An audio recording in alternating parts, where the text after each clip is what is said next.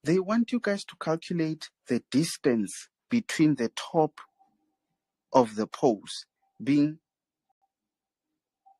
what is it? AB. Sure, they want you to determine the distance from there to there, AB. If A angle PB is equals to 42 degrees, and again PB, there's PB. PB is equals to 22.65 meters. Sure, I'm not sure. Is there anyone who can give it a try? That one.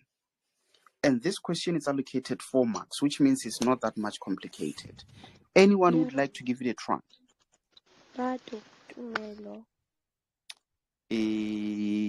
I think it should be Lerato. Lerato, go for it. And Tumelo, okay.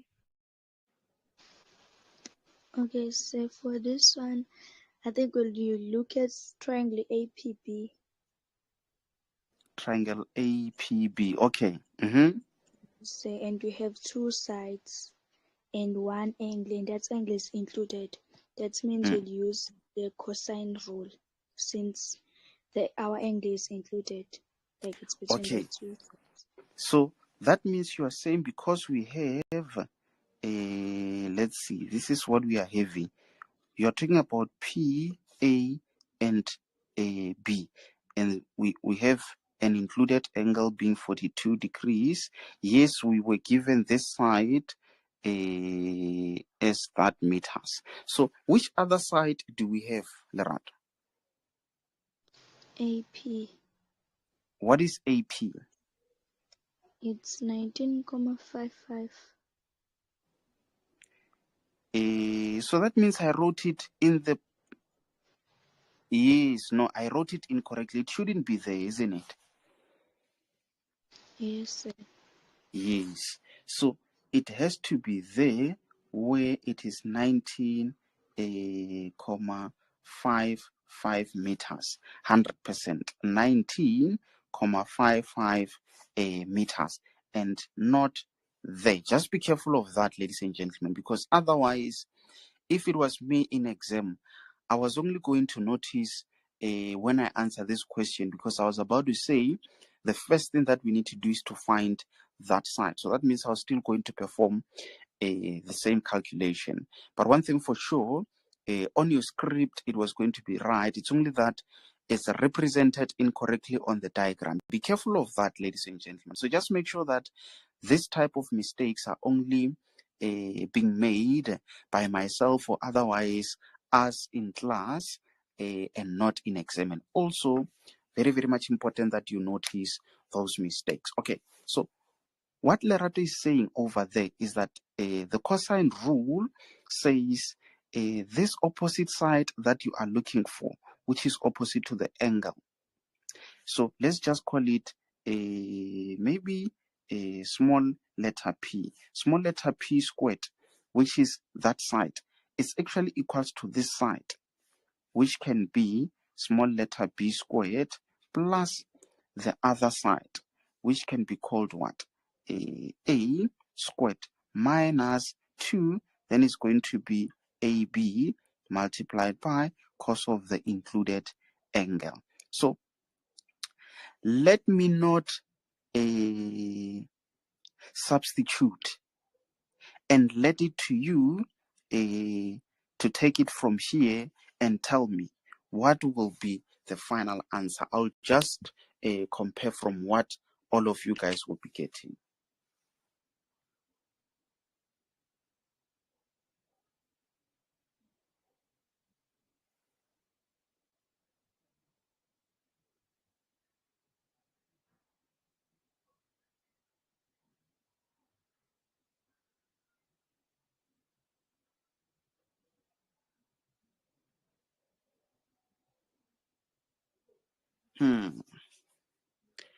Are you guys still there, or Ngisale ngiyedwa lapho. Am I alone?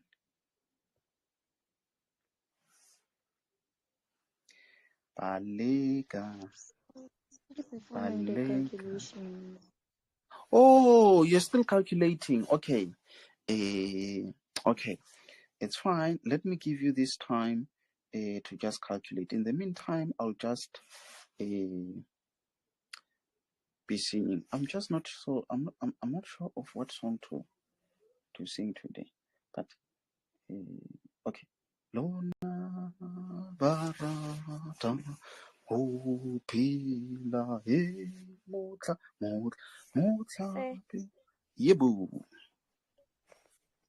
the final answer is 15,40. 15,40. Yes. What? Meters? Hey, this one I don't trust. Dumza. 14, 15, yeah. Okay. Another war. Mohla biwa Jesu. Hopu laje. Okay, Dumza, since you are done, can you not join me with a first part there? Do you know this song? Mohla biwa Jesu. Hopu la Jesu. What are you getting there? 40 if 2 decimal places. What are you getting there, Lerato? I'm getting 15,40 if Hey. rounded off to 2 decimal places. Hey. The Matumzin, I'm starting to trust you these days. It seems like maybe let's wait for the last one to confirm. Jonathan, is Hamisa, what are you getting there? Are you still fighting the calculator there? Talasco. Yeah.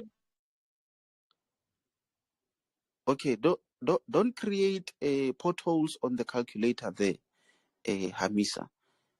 Don't fight it. Ne. Ebeke. 15.40 meters. Tabile got that. Let's see. Shreyas, are you sure you're still there, honorable member? Are you not watching Gomorrah there? I'm still here. What are you getting there? Still punching. The Maemis, can you confirm that, honorable member?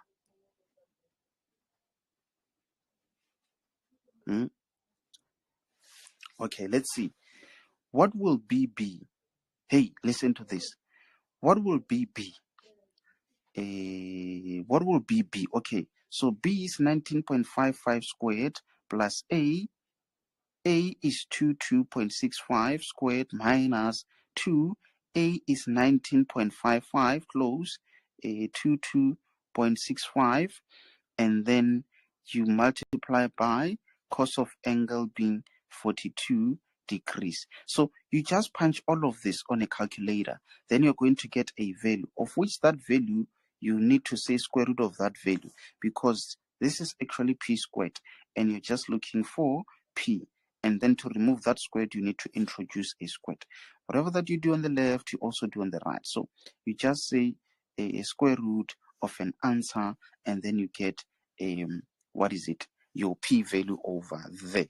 I'm not sure. Let's see. Last one to confirm if this is the answer that all of you guys are getting as we close our lesson for today.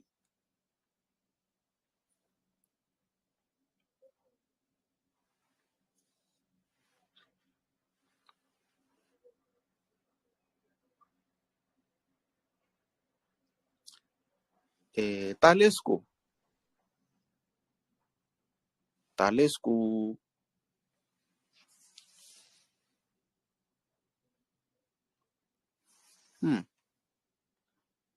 Tulisile. Are you also getting the same answer? Yo, mini calculator me beta. Mina ngithola 15,42, 43 I mean. I don't know, it's in the No, Yes.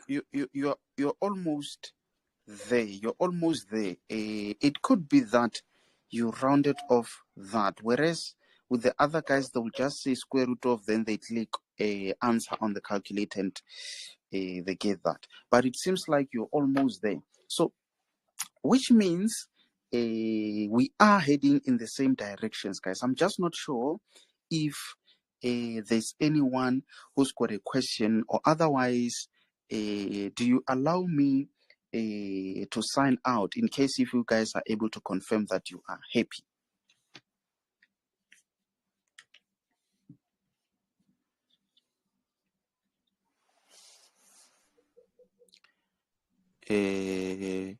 I'm happy. I'm more than happy. Seems like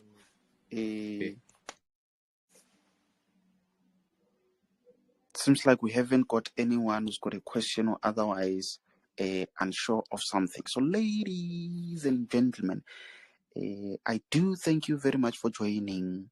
My name is Desmond, and I'm out. Thank you, sir.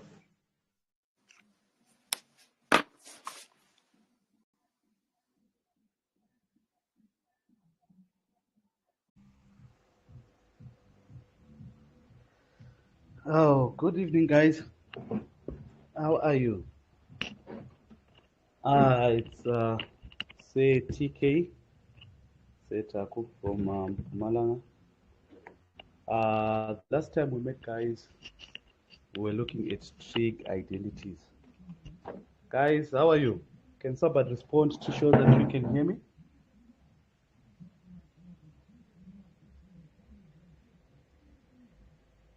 Guys, can somebody respond to show that you can hear me? To indicate you can hear me? We are Alright, good. Say how are you? We are here. I'm okay. I'm okay. Thank you. Thank you. Thank you. Okay. Oh, sometimes I feel like I'm talking alone. Okay. So the last time, guys, we talked about trig identities, and I spent a lot of my time trying to explain how we prove certain identities. So today, I want us to get through working with identities. So we are still looking at trig identities, right? So today, identities, right? So today, we are going to be solving past exam, not actually past exam question papers, but those questions I took them from a textbook. Then after that, there's one question that I took from one past exam question paper. Then we're gonna end with that one. Okay. So guys, the prior knowledge that we need,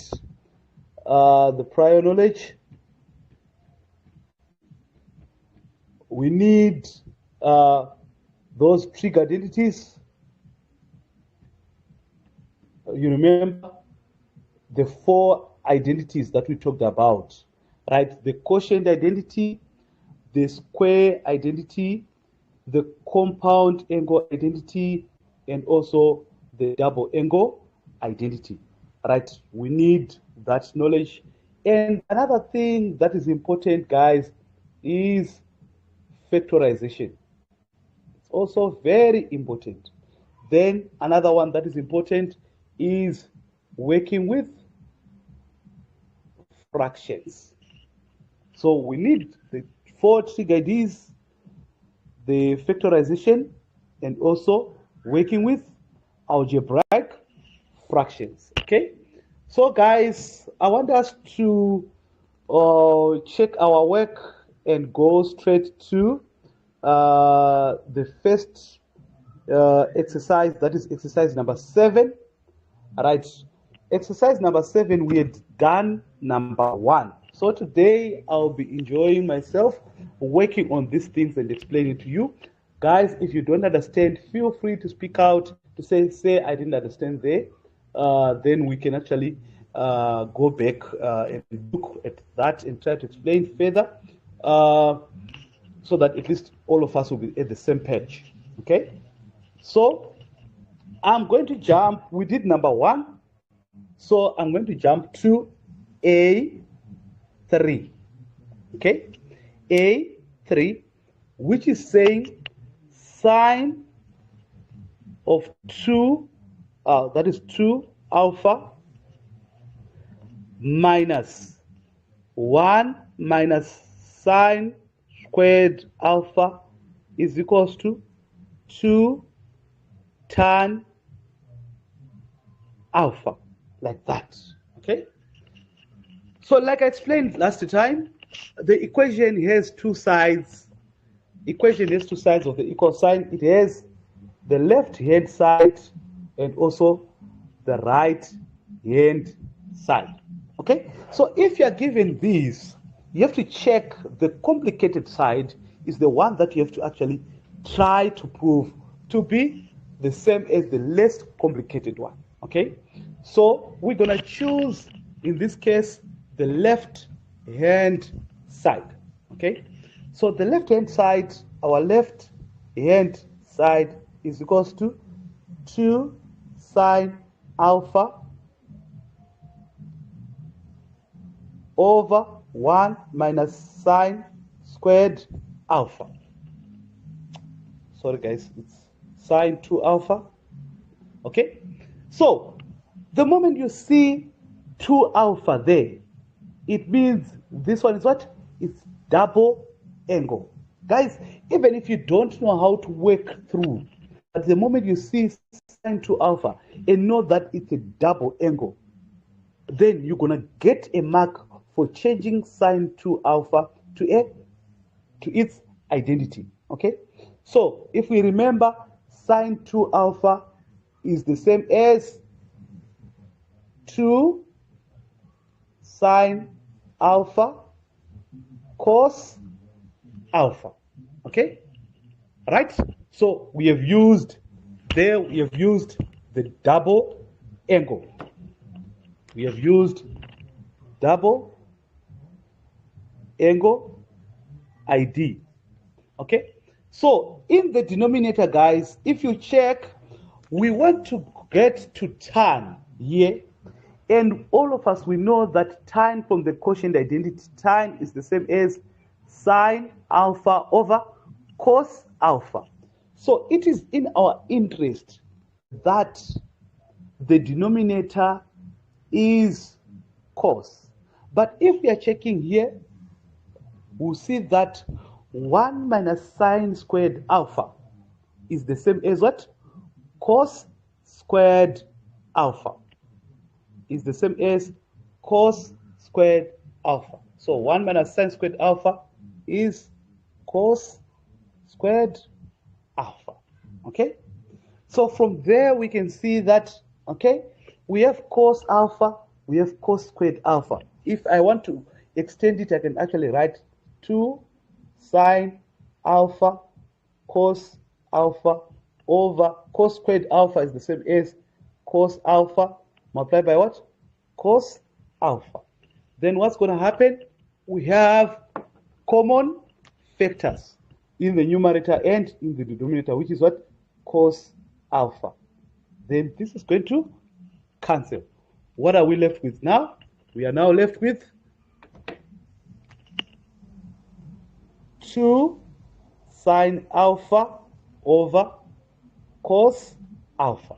And we know that sine alpha over cos alpha is the same as what? Tan alpha. So this is 2 tan alpha.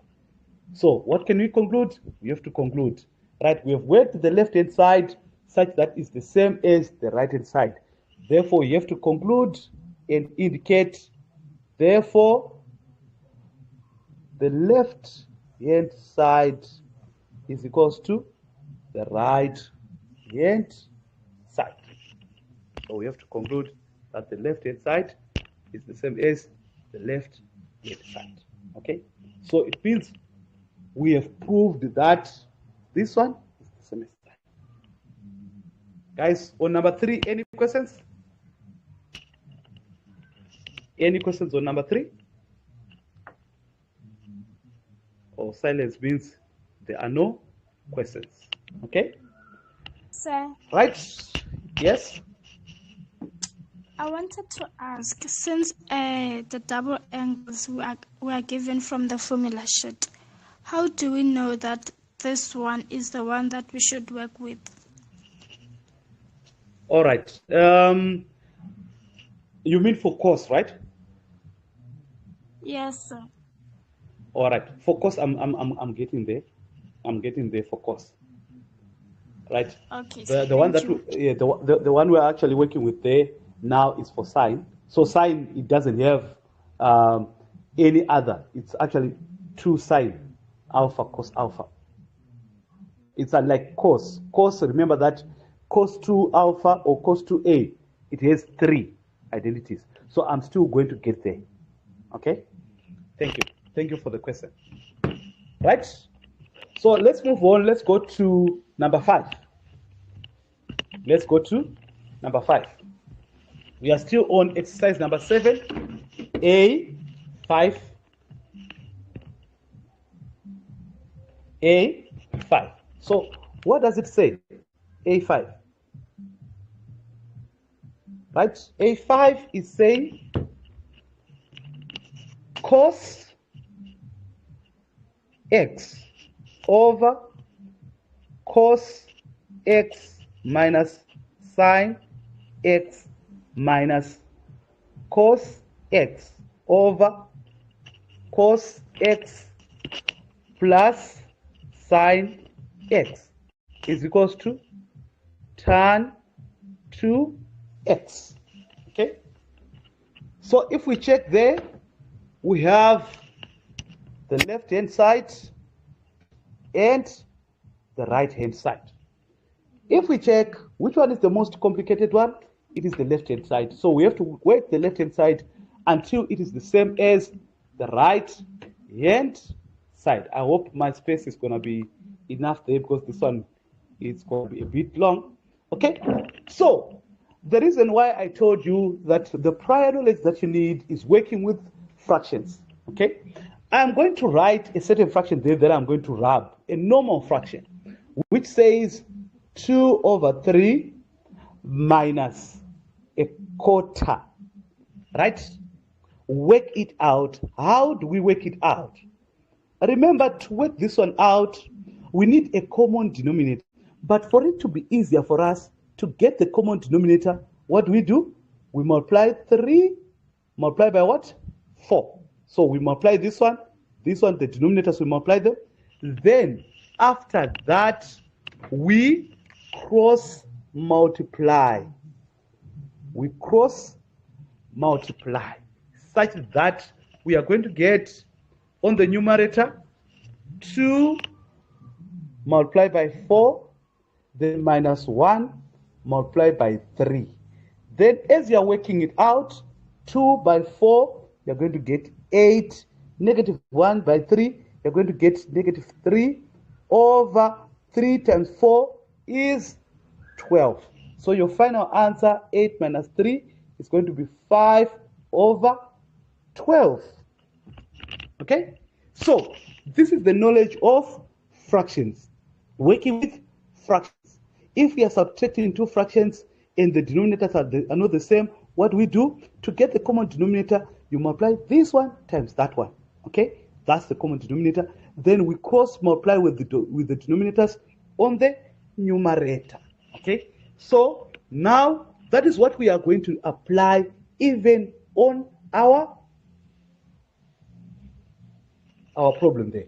Okay? So I'm not going to write left-hand side is cos 2 because of my space. So the left-hand side is equals to, I'm going to start with the common denominator. What is going to be the common denominator there? The common denominator is going to be these ones multiplied. Okay? So this is going to be cos x minus sine x multiplied by cos x plus sine x. Then from there, I know that what am I going to do? I am going to do cross multiplication. Okay? So my cross multiplication is going to give me cos x into cos x plus sine x. then minus cos x into cos x minus sine x, like that. Okay, so I am going to expand the numerator, which is going to give me cos x times cos x. I'm going to get cos squared x. Cos x, I am going to get sine x cos x. Negative cos x times negative cos x, times cos x, we are going to get negative cos squared x. Then negative cos x multiplied by negative sine squared x. What am I going to get? I am going to get positive, right? That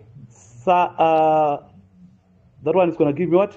Sine x cos x over, if I can check in the bottom there, this is difference. This is from difference of two squares, guys. If you want to expand it, you can expand it. But this is from what? Difference of two squares. Cos x minus cos x, sine x. Then on the other bracket, we have cos x plus sine x. So this is from difference of two squares. So this is cos squared x minus sine squared x. Okay? Is there anyone who's vexed on this one?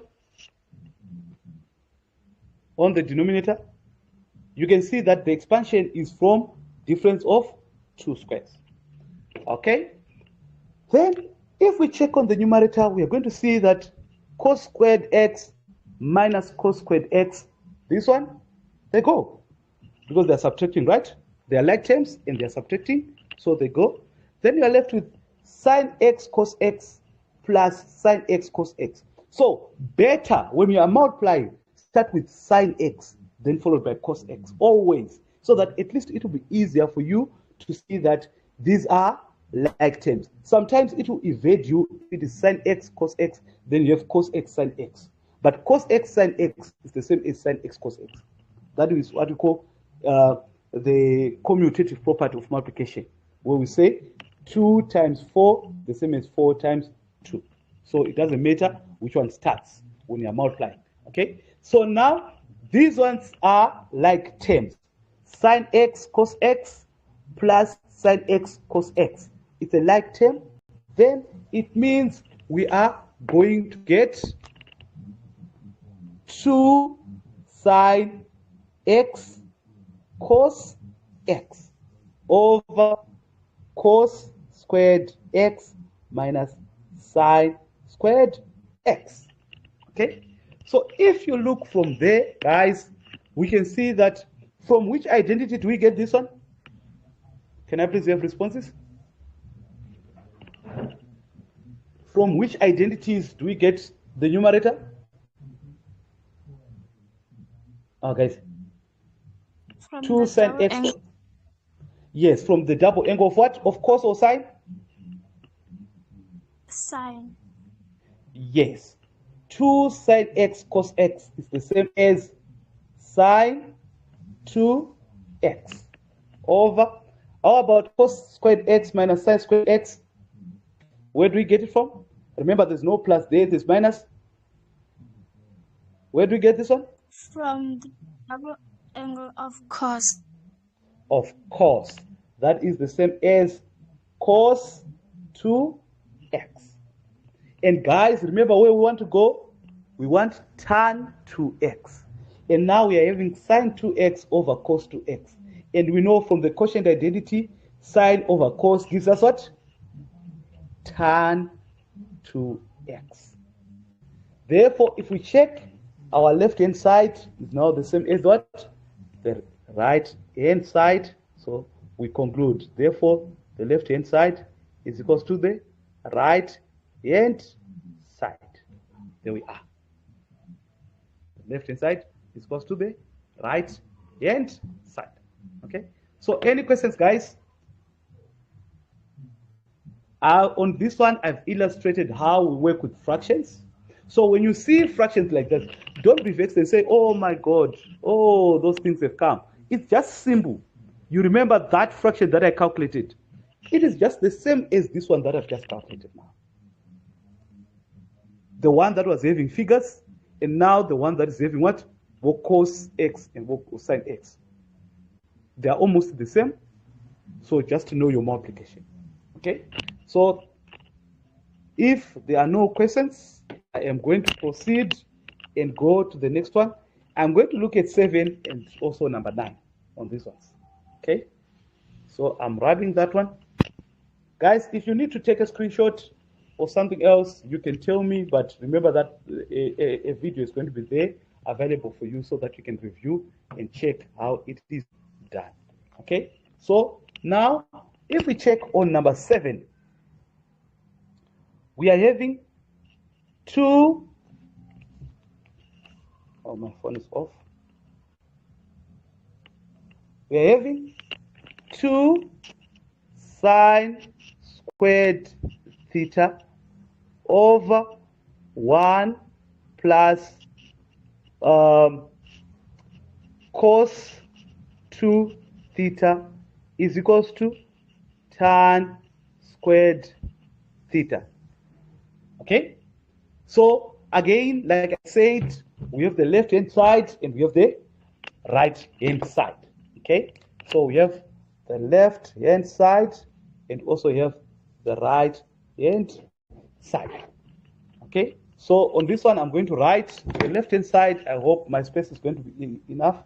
Left-hand side is equals to 2 sine squared theta over 1 plus cos 2 theta. Right, there we have cos 2 theta. I didn't check your name when you're saying you wanted to know when to use which one. Remember that cos 2 theta, it has 3 expansions, right? Cos 2 theta is equals to cos squared theta minus sine squared theta, which is also equals to 1 minus 2 then sine squared theta, which is also equals to 2 cos squared theta minus 1. So a person tends to wonder, which one am I going to use between 1, 2, and 3? All right. Now, check your right-hand side, the one that you want to prove. I want to prove tan squared theta. So, tan squared theta, if I'm having on the numerator sine squared theta, it means on the denominator, what do I want? I want cos squared theta. So I do not want anything that is having sine. I don't want the first 2. I only want what? The last one. Because I don't want sine there. It is going to complicate my things. I want only what? Cos. Why? Because I know that tan squared theta is the same as sine squared theta over cos squared theta. Okay? So, obviously, I can't work well with sine. I don't want sine here. I don't want it. I want the one that is having cos only. Okay? So, what am I going to do? I am going to change, right, that my left-hand side. On the upper part, we are not going to change anything. Sine squared theta over 1 plus. But this one, cos 2 theta, I am now going to use 2 cos squared theta minus 1. Because I want to remain with cos in the what? In the denominator. Okay? So now I see I have 1 and minus 1 here. What's going to happen is these ones are going to cancel out. Right? So now I'm left with 2 sine squared theta over 2 cos squared theta. Remember that 1 minus 1 is equals to 0. Right? These are like terms, so we can actually arrange together like terms. So from there, what's going to happen to 2 and 2? 2 and 2, 2 into 2, they cancel. Okay? So now I'm left with sine squared theta over cos squared theta, which is going to give me what? Tan squared theta from the quotient identity. All right. So now I conclude, therefore, my left hand side is equals to my right hand side. That is how we do it. That is how we do it. Any questions there, guys?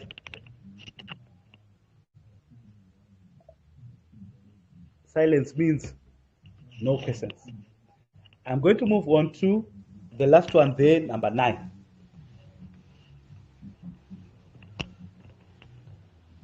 A9.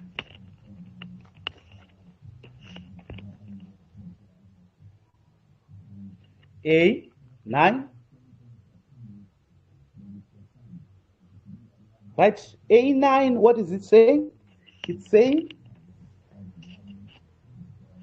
cos 2x plus 1, right, over cos x is equals to 2 sin x over tan x. Right? Here, if we see there's a bit of a complication, what complication do we see? We have tan x there, which this one can be simplified, and also this one can be simplified. So let's start with the left-hand side because it seems like it is the most complicated one.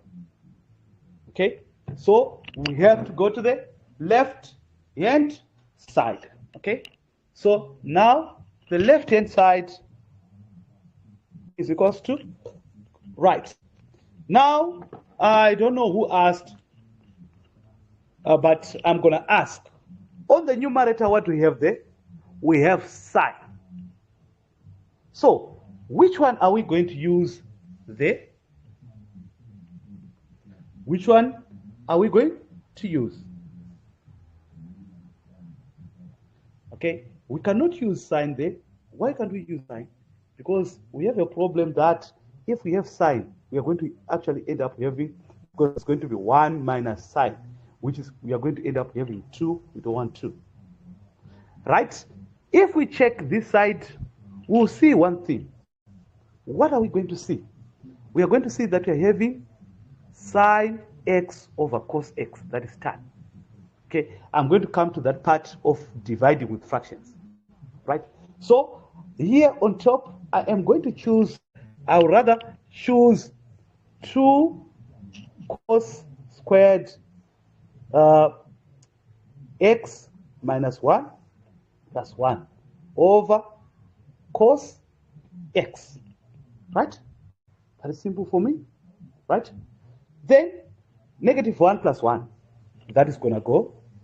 I'm going to be left with 2 cos squared x over cos x.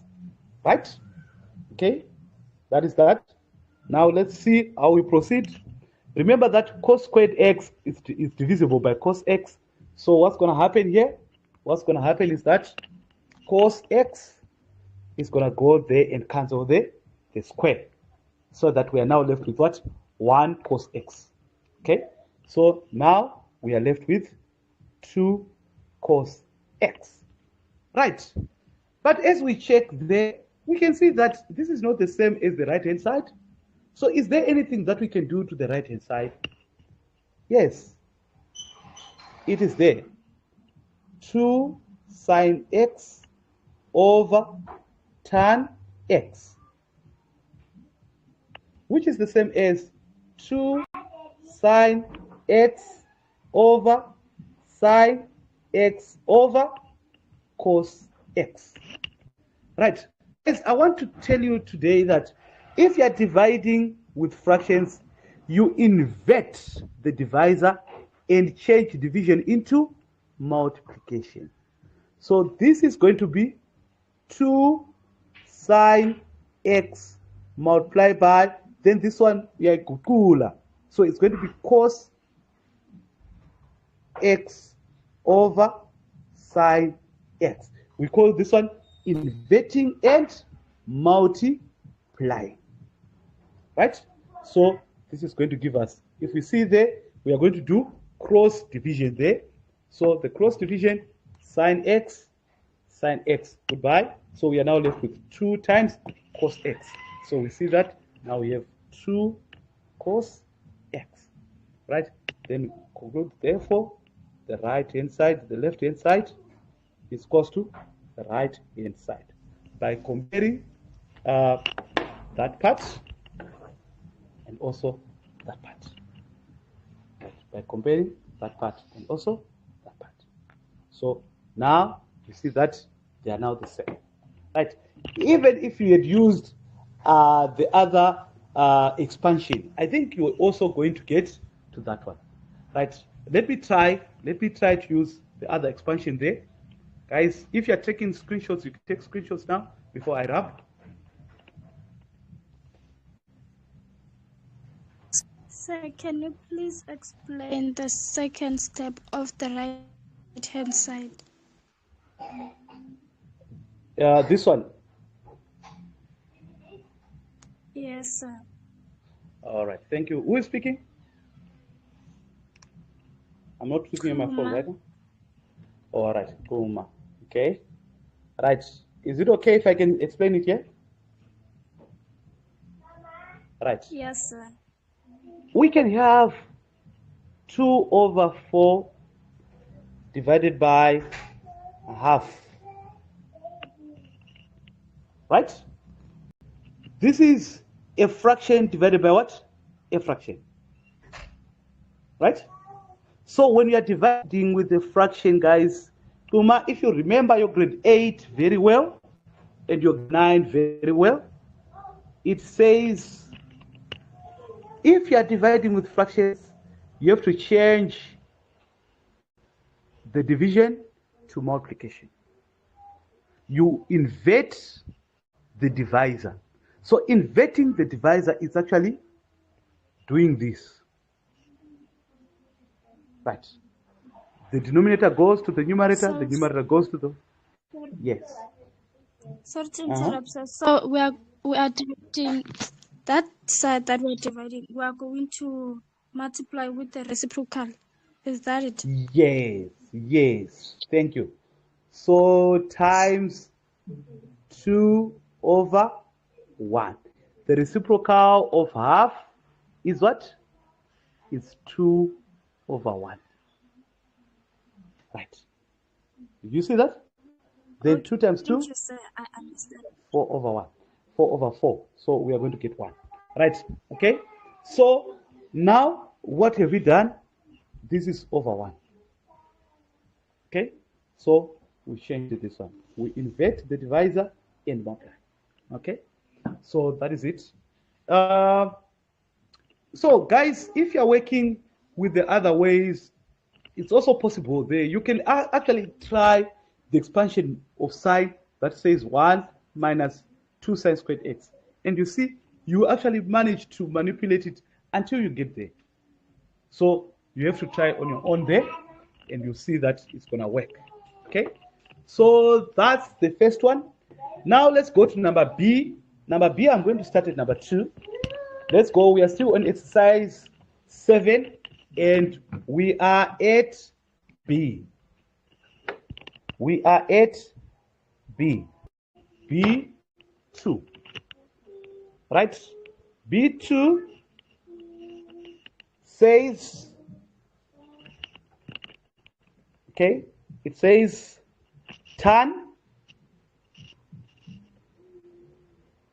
A multiplied by sine 2A over 1 minus cos squared.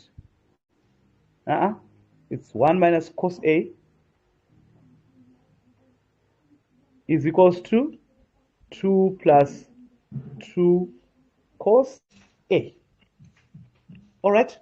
So how are we going to do that? This one is simple, guys, because we only have 2 steps.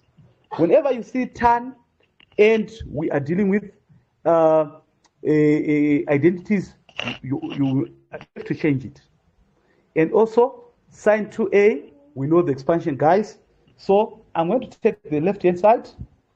It goes to where there's tan A, I'm going to change tan A to sine A over cos A multiplied by sine 2A, the expansion is 2 sine A cos A.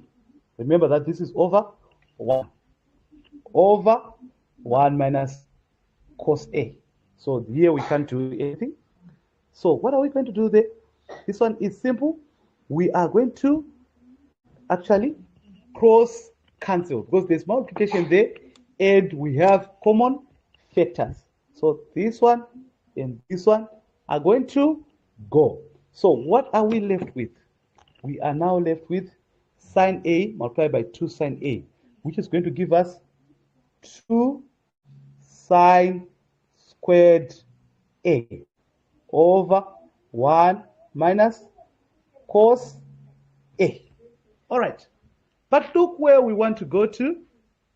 We want something that is having cos, but we are having sine.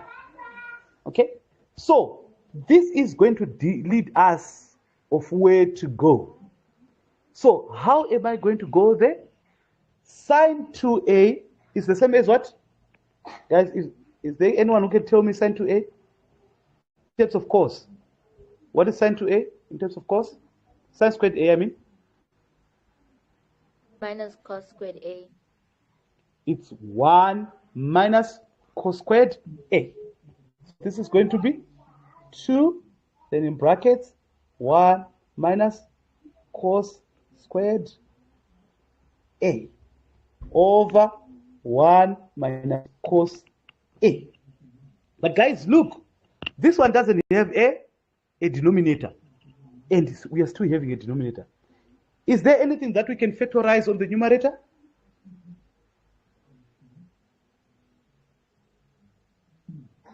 Is there anything that 1 minus cos squared A, right? What is it? Yes. That is difference of what? 2 squares. This one is a perfect square. That one is what? Perfect square. So if we factorize that, we are going to have 2, then in brackets, that one is going to be the square root of this one, 1, the square root of that, cos A, then 1,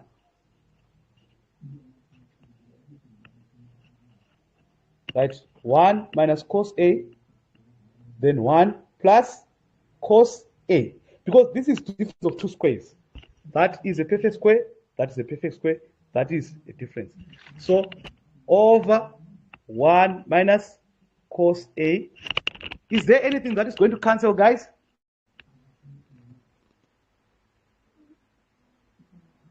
Any common factors? 1 minus cos A. Yes. Yeah. Yes. This one and this one. Bye-bye. So what are we left with? Now we are left with 2, then in brackets, 1 plus cos A. Then 2 times 1, it's 2. 2 times cos A plus 2 cos A. Then we can see that the left-hand side is cos to the right-hand side. So guys, what lead us of what to use is where we are going. What lead us of what to use is where we are going. Remember, I mentioned it yesterday that this can be factorized. So guys, if you are taking your screenshots, you can take the screenshots now.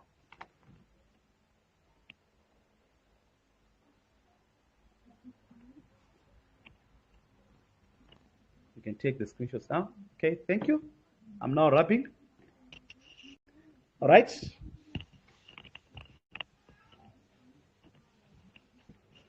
Okay. So guys, I want you to remember this. People, they forget that cos squared A plus sine squared A is equals to 1. Then this can be cos squared A is equals to 1 minus sine squared A. And this one is different of 2 squares, so it's 1 minus sine A, then 1 plus sine A. Okay? Then also sine squared A is equals to 1 minus cos squared A. And this one is difference of 2 squares, which is 1 minus cos A, then 1 plus cos A. Okay, this is how it is, right? So don't forget this. Right, now I want to jump to number 3. Let me do number 3.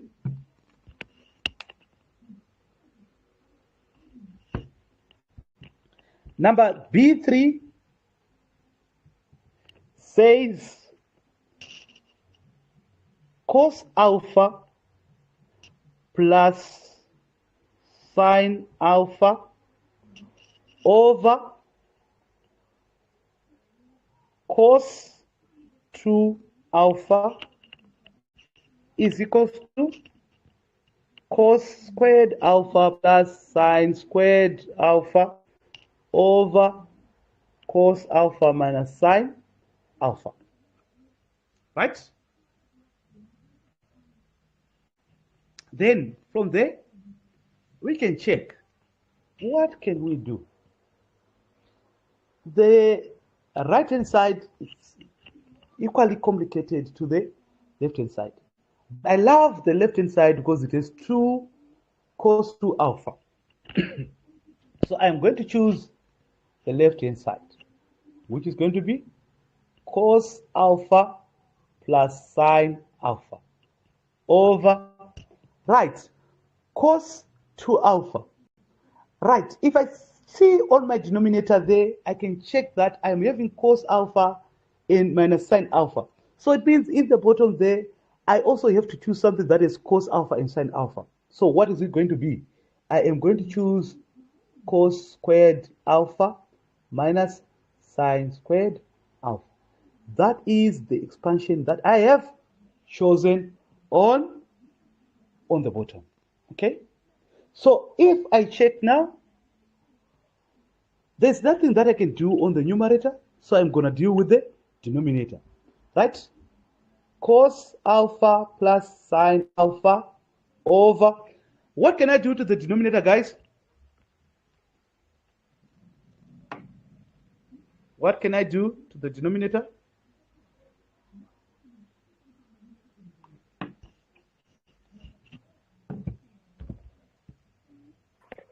Oh. Sorry? Yes, you can say it again. Open 2 brackets in each. Open 2 brackets of the. Yes. Yes. Open 2 brackets. For each. For each. Guys, just check. This is difference of 2 squares. Don't be vexed. This is difference of what? 2 squares. There's no common factor there. That's a perfect square. That's a perfect square. Factorizing difference of 2 squares. Guys, we did that in primary. Was it primary? Oh, grade 8 and 9. Okay. So what's the square root of cos squared? It's cos x. Cos x. The square root of sine x, squared x, sine x, sine x. Then it's just a minus and a plus. That's difference of what? 2 squares. Just to check, is this one a perfect square and is that one a perfect square? Do we have a minus? Yes. So we call it difference of 2 squares. I hope we know that, guys. Difference of 2 squares. Right? So, do we have a common denominator there? Yes.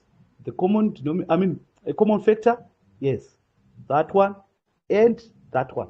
Such that you are left with 1. You are saying cos x plus sine x into cos x plus sine x is 1. So now we are left with 1 over cos x minus sine x.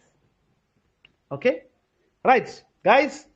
Now, what do we do? I'm having 1 over cos x minus sine x there, and it's the same as the right hand side. Are they not the same, or they are the same? Yeah, the same. Why?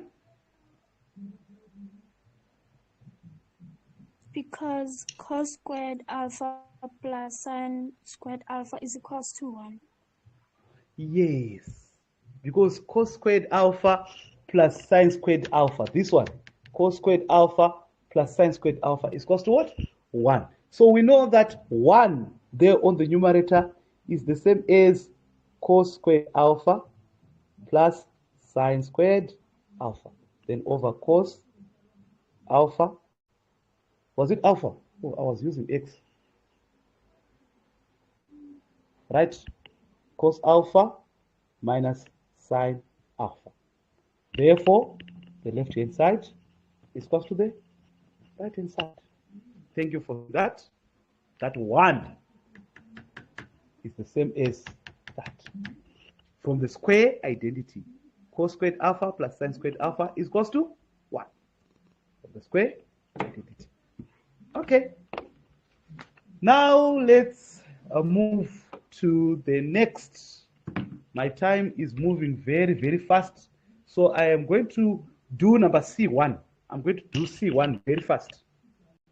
I'm going to do C1 very fast. Okay? So that I can move on. We looked at the double angle here so that I can also move on to the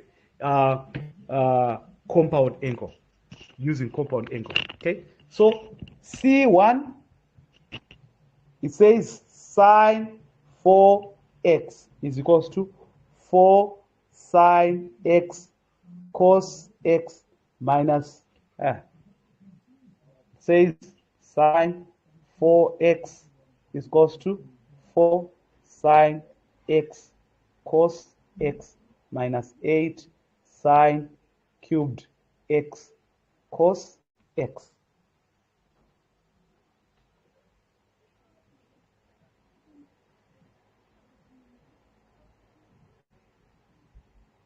All right. Right. Now, obviously, the most complicated one is the right-hand side. But the right-hand side, how am I going to move there?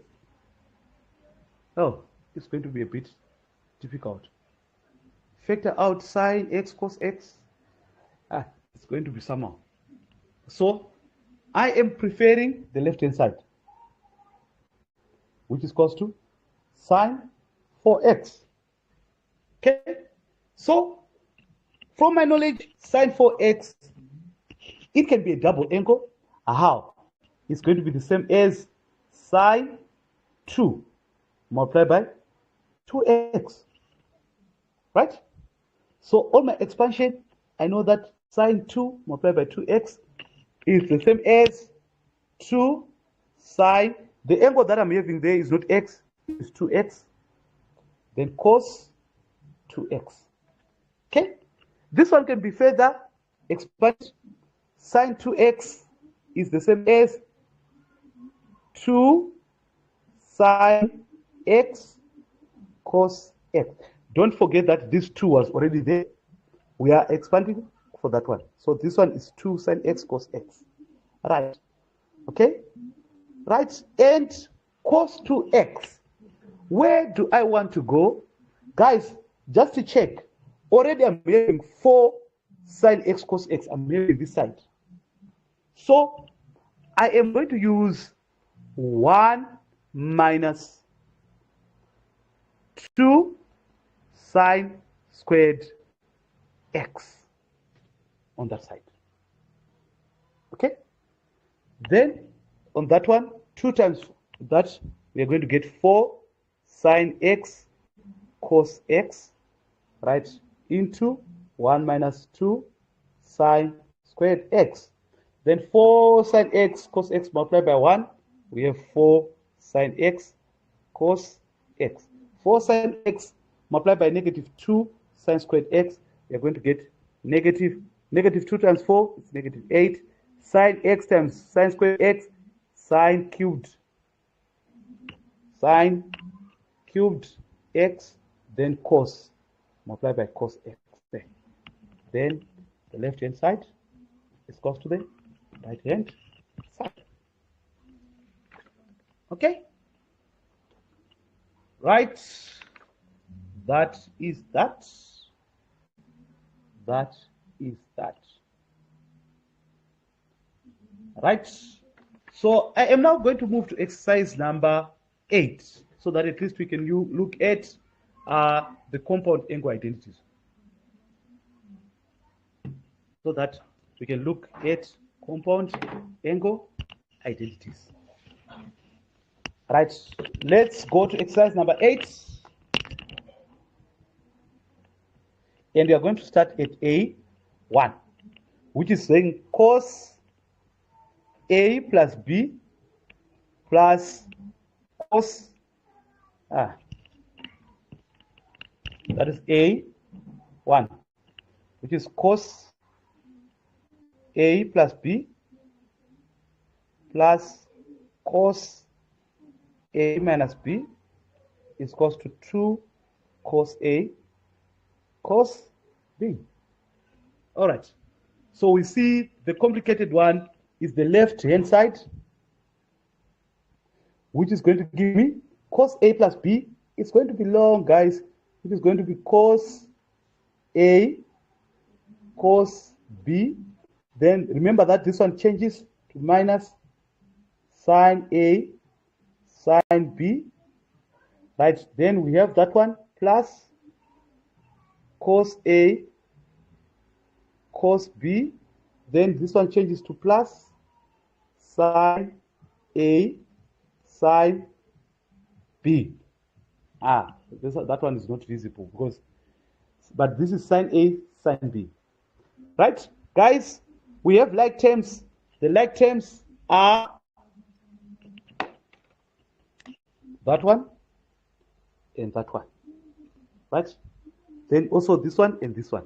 But look at this one. This one is minus sine A sine B plus sine A sine B. So this one, they are going to cancel because they are the same.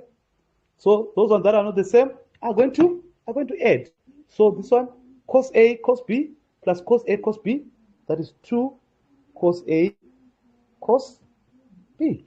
So now we see that the left hand side is equals to the right hand side. The left hand side is equals to the right hand side there. Okay? Right, that is that. I'm also going to go to number 3. I'm going to choose number 3.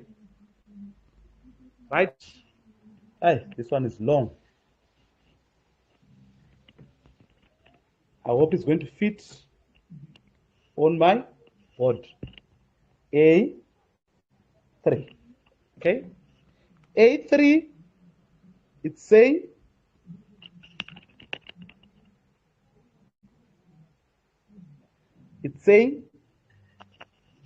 cos x plus y minus sine x minus y over cos 2x is equals to cos y plus sine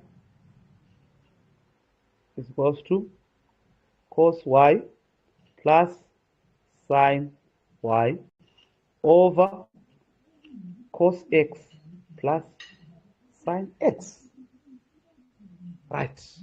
So I'm going to still choose the left hand side, but I'm going to choose it actually working on it. Let's expand. This one is going to be cos of x cos of y minus sine of x sine of y. Then there we are going to have minus and put brackets. Sine is going to be secocos, which is going to be sine of x cos of y. Then the sign remains the same, minus my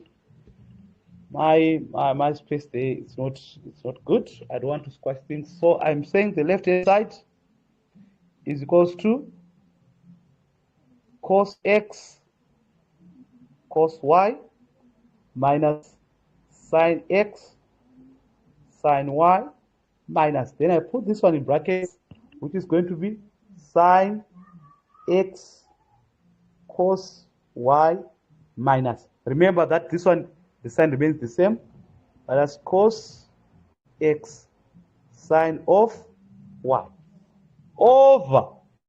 Now, there I have a problem that this one, what am I having on the denominator? I'm having cos x and sine y. So I am going to actually expand in this manner, cos squared x minus sine squared x from the double angle. Okay? So because of my space, guys, I'm going to open brackets there and just multiply. That negative times positive, we get negative. Negative times positive, negative, we get positive. So I'm going to open my brackets there and write it in red. That one is going to be negative, and that one is going to be what? Positive on our multiplication. Right? Because I don't want to repeat this one. It's going to take my time. Okay? So now let's hunt for our like terms. What do we have there is our like terms. Do we have any like terms? You see that we do not have any like terms there. So we have cos x, cos y. Then that side, they are not the same. Guys, but from our grade 10, we know that when it's like that, we can actually factorize. By taking out common factors, we actually separate them into two, then take common factors. So now, what is the common factor here? The common factor here is, or we can actually, not on that one, we can actually take what's common together. So I'm going to take cos x, cos y, then plus cos x sine y. Then these two, I'm going to take them together, minus sine x sine y minus sine x cos y, right?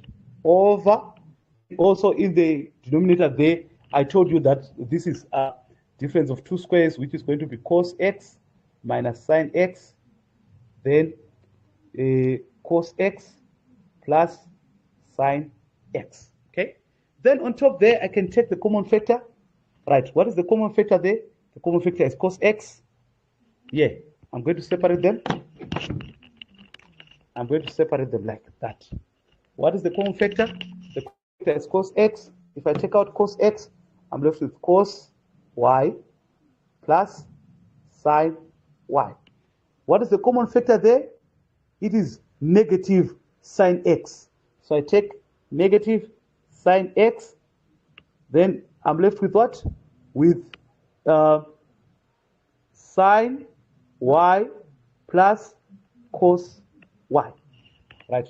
Over cos x minus sine x, then cos x plus sine x. Guys, if you check this one and this one, they are the same, because cos y plus sine y and sine y plus cos y is actually the same, right?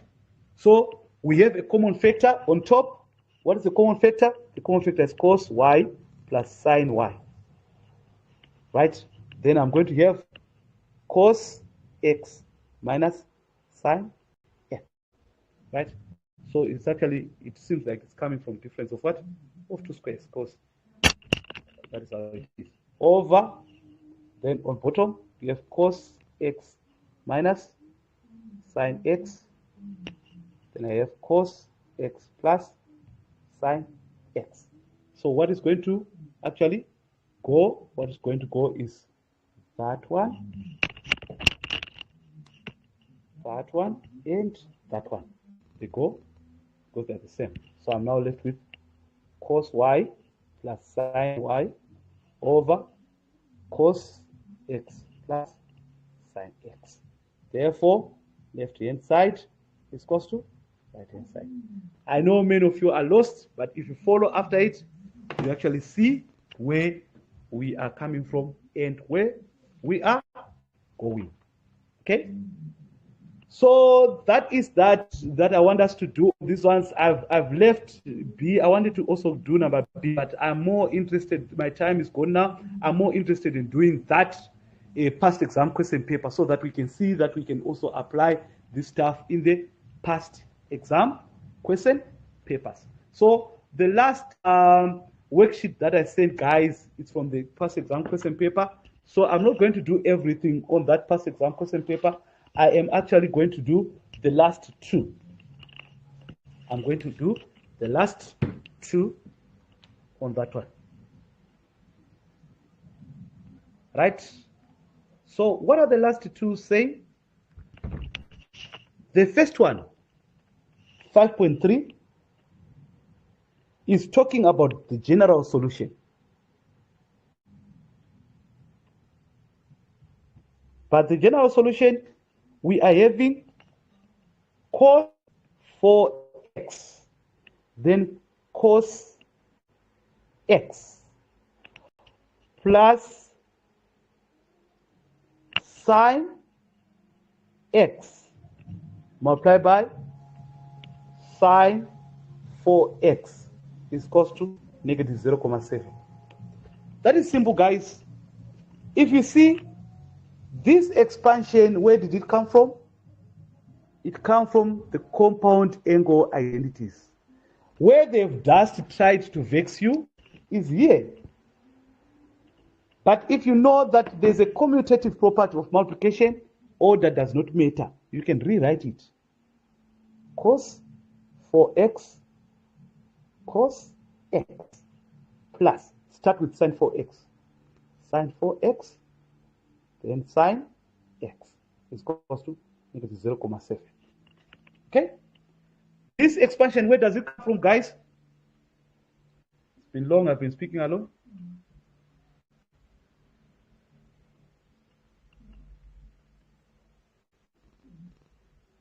Oh, am I speaking alone? Compound angles. From compound angle. And remember that we are having coco CC. Coco 6 comes from? Coco 6 comes from cos. Seco cos comes from sine. So this one is the same as cos of 4x. Remember, if it is cos, the sign that is here, it actually changes. So it was plus, now it becomes what?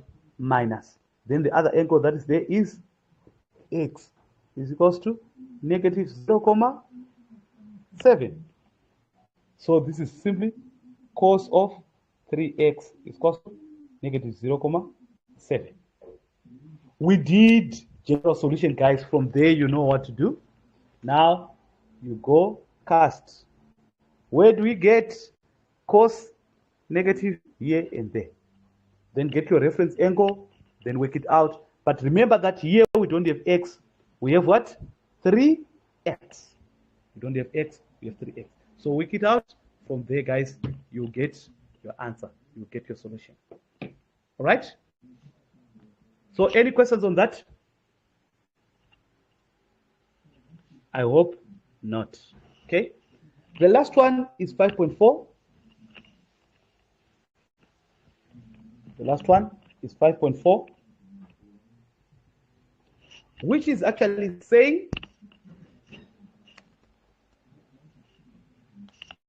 prove the identity sine 4x cos 2x minus 2 cos of 4x sine x cos x over, let me rewrite it again because my space, which is saying sine of 4x multiplied by cos of 2x minus 2 cos 4x multiplied by sine x cos x over tan 2x is equals to cos squared x minus sine squared x. Wonderful. The people who set these things, they want to be clever for nothing. They want to be clever for nothing. I want to tell you this. Because now, guys, check. We have seco. But here we have cos. Then we have 2x cos 2 cos 4x sin x cos x. So they want to be clever because these things are not arranged. But if they were arranged, then it was easier for you. So this is going to be sine 4x. I've chosen already the left-hand side. Cos 2x. Do not expand when it's like this. You can actually see that it's seco. So what I'm left with cos. Seco, seco. So cos. I want cos. How can I get it? Minus. Let me start with cos of 4x because I know that it is going to be cos. But if I check, if I start with cos 2x, remember this is multiplication in order, doesn't matter. So this is going to be multiplied by 2 sine x cos x over down there, tan x is the same as sine 2x over cos 2x. Right? But if we actually check on the letter, guys, on this one, on this part that I'm actually underlining in black, 2 sine x cos x. It's from a what? It is from a double angle. It is from a double angle. So what does it mean? It means simply, this is going to be sine 4x cos 2x minus cos 4x. And that one is from what? That is from sine. So this is going to be sine 2x over sine x, sine 2x over cos of 2x. That is tan. So guys, seco cosi, seco cosi, seco cosi is from sine. Coco cc is from cos. Seco cosi, it's funny. Seco cosi, seco cosi, then coco cc, coco cc, seco cosi, seco cosi, coco cc. Okay, so this is actually not interesting, right? So it means this one is from side, and remember that the angles are the same, both sides. So this is going to be sine. We start with the first angle, 4x. Then here we have minus, sine is the same sign, minus 2x over sine 2x over cos 2x. Okay, so what's going to happen there? Let me write this side. That is going to give us sine 2x because 4x minus 2x is 2x over, okay, over 1 multiplied by, I'm going to do that one. That one says, let's use the word reciprocal. It's fine. Sine 2x over 1. That is that one. Eh? Multiply by this one. Then it becomes what? Cos 2x over sine 2x. Okay. So what's going to happen here? Cross division. Gone. Gone. So what are we left with? Now we are left with cos 2x. And we know that value cos 2x is the same as that part. Cos squared x minus sine squared x. Therefore, left-hand side is right-hand side. Okay? So, guys, don't be vexed by these people. They try to hide these things from you so that you won't see. But just know that, okay, if I'm starting with seco, then I need cosi. If I'm starting with coco, then I need cc. So you see how you manipulate the other part. Or maybe it can start with something else here, then it says cc. Then it means you have to manipulate this side until it comes to what you want. Guys, those are trig identities. I've tried to cover a lot. Any questions, guys? No, silence means confusion, or maybe we are covered. All right. Thank you very much, guys, for attending the lesson. I now conclude my lesson now. Yes? Is it Alan-san? Oh, I'm not getting you.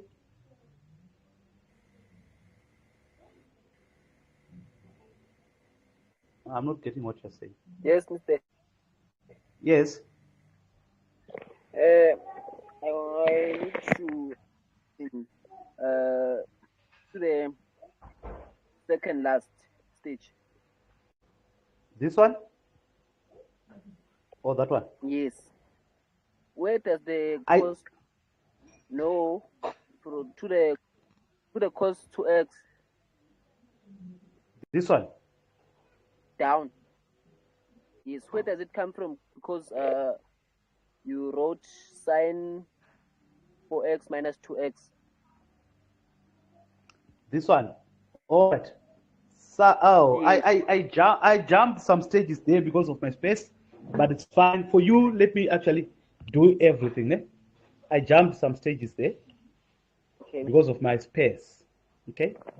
So I am going to try rub there and try to squeeze it. Okay. That is sine 2x over cos 2x. Okay. Right. Up to this part, do you understand sine? Sine 4x minus 2x. You get this one, right? Yes. Over sine 2x over cos 2x. Okay. So the next step was supposed to be sine 4x minus 2x, that is 2x. Still over sine 2x over cos 2x. Then remember, we discussed this one earlier. To say when you are dividing with fractions, what do? We actually invert the divisor and multiply. Right? So that is what I did. That is sine 2x, the numerator. Right? This is over 1, right? Then multiply by, now we take the reciprocal for this one. When you change division sign into multiplication, we have to take the reciprocal of that one, which is going to be cos 2x over sine 2x. That is where we got it from, right? Such that this one cancels with that. Okay? Then from there, what are we left with? Yes, we are now left with cos 2x. And cos 2x, we know where we want to go. We want to go here. It's the same as cos squared x minus sine squared x. Therefore, left hand side is equal to right hand side. Are you covered now? Thank you, sir. All right. All right. Thank you guys for attending. I hope this lesson was fruitful. And guys, I want to leave you with this. Guys, trigonometry, the moment you close your books and says, I'm done with, say, I think I understand, that is the moment everything's going to vanish. Mathematics is a doing subject. You have to do mathematics every day. Put whatever that we have done into practice. If it is possible, check it through the video, then try to take the questions on your own. Start with what we have done. Try to work through them until you understand them. And you'll be checking with the video. Then, if you understand them, that is where you go to the next ones. Guys, maths is a doing subject. Once you sit down and fold your hands and say, I'll see it in the examination is going to surprise you. And you're going to get more and more confused. So please, as I'm closing now, you're going to rest and do it. Thank you. I understand you are going to other subjects, but it's fine afterwards, maybe tomorrow or another day. Okay, thank you very much. So don't forget, guys, to comment with any word that you got from the lesson. And I want you to comment with Cocosis and Sikokos today, because it's something that is fun, something that actually we say so that you can remember, guys. Okay, thank you very much. Until we meet again, you have a wonderful week. Goodbye. Hi. Hello, guys. My name is Desmond. and I welcome you to my lesson for today, where we'll be looking at your mathematics. Obviously, we are still on trigonometry. So, ladies and gentlemen, please do allow me to say it is very much important that I say it is very, very much important, because what I'm about to say, it's massively, massively, massively, massively.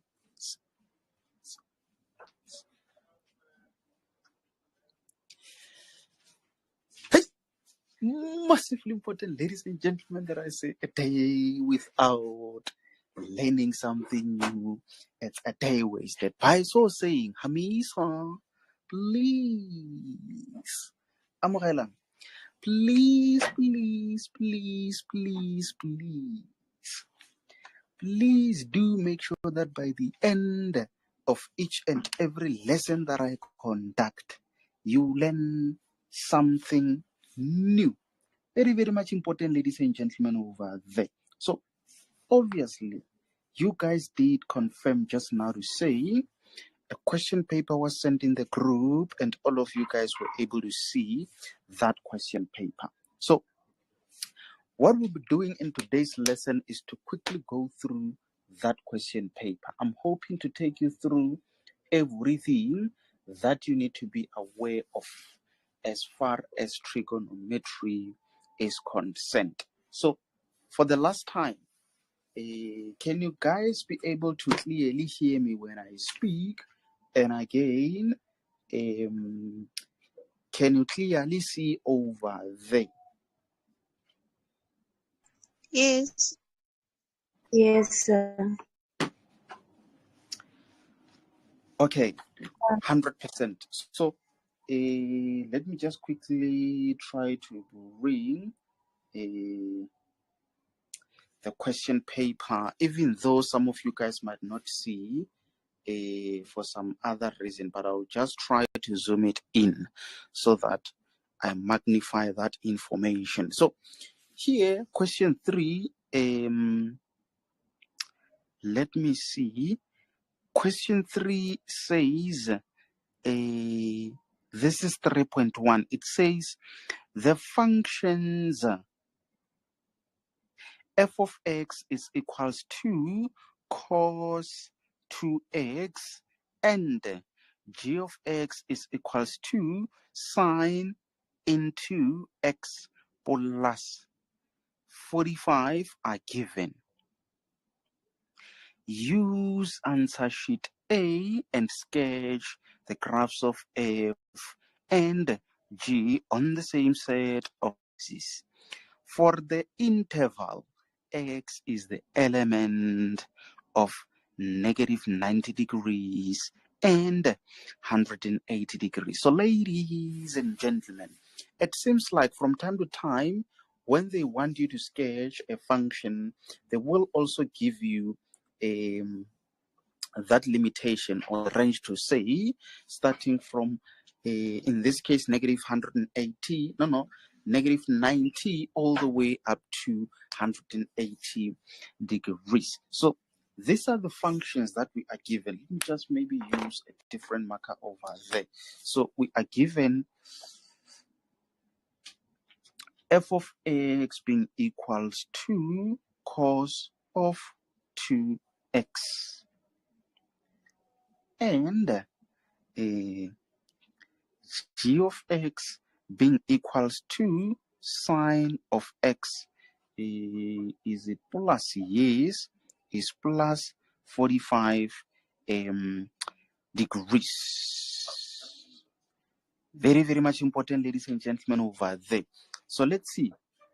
The range, they said, where x, it is the element of negative 90 degrees and 180 degrees. So remember, in this case, you are given answer sheet, which is named answer sheet A, that you must sketch on. So let me just make an assumption that I am not given that answer sheet.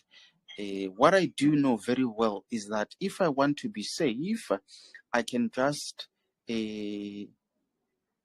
go down up to like an interval of 30s of 30. I'm not sure. Is there one of you guys who still remember the rules for sketching this type of functions? Is there someone who remember?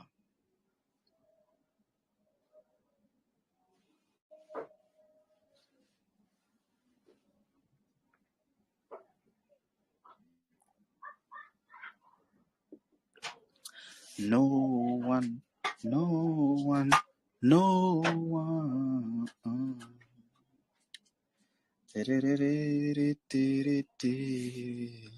Oh, oh, oh, oh, oh. Oh, oh, oh, oh, oh. Oh, oh, oh, oh, oh, oh, oh, oh. No one. My chance, no one. Okay, it's fine. So remember, guys, one of the most important rules to try and sketch this function, that's for you to determine the period. We do know very well that the period for the cos and the sine functions are 360 degrees. So that 360 degrees, that means for this one of sine, that angle, it is actually 360 degrees. But for this one, can you see it has that number in between? So that means the period for this one is 360 degrees. But for this one having a number between the trig ratio and the angle, if you want to find the period for specifically that one, you divide by that same number over there. Then what are you having? You have 180. So that means, let me do this. Let me do this and say for cos 2x and for sine of x plus 45 degrees. This is how you determine the period. Firstly, you say the period for the cos function and the sine function.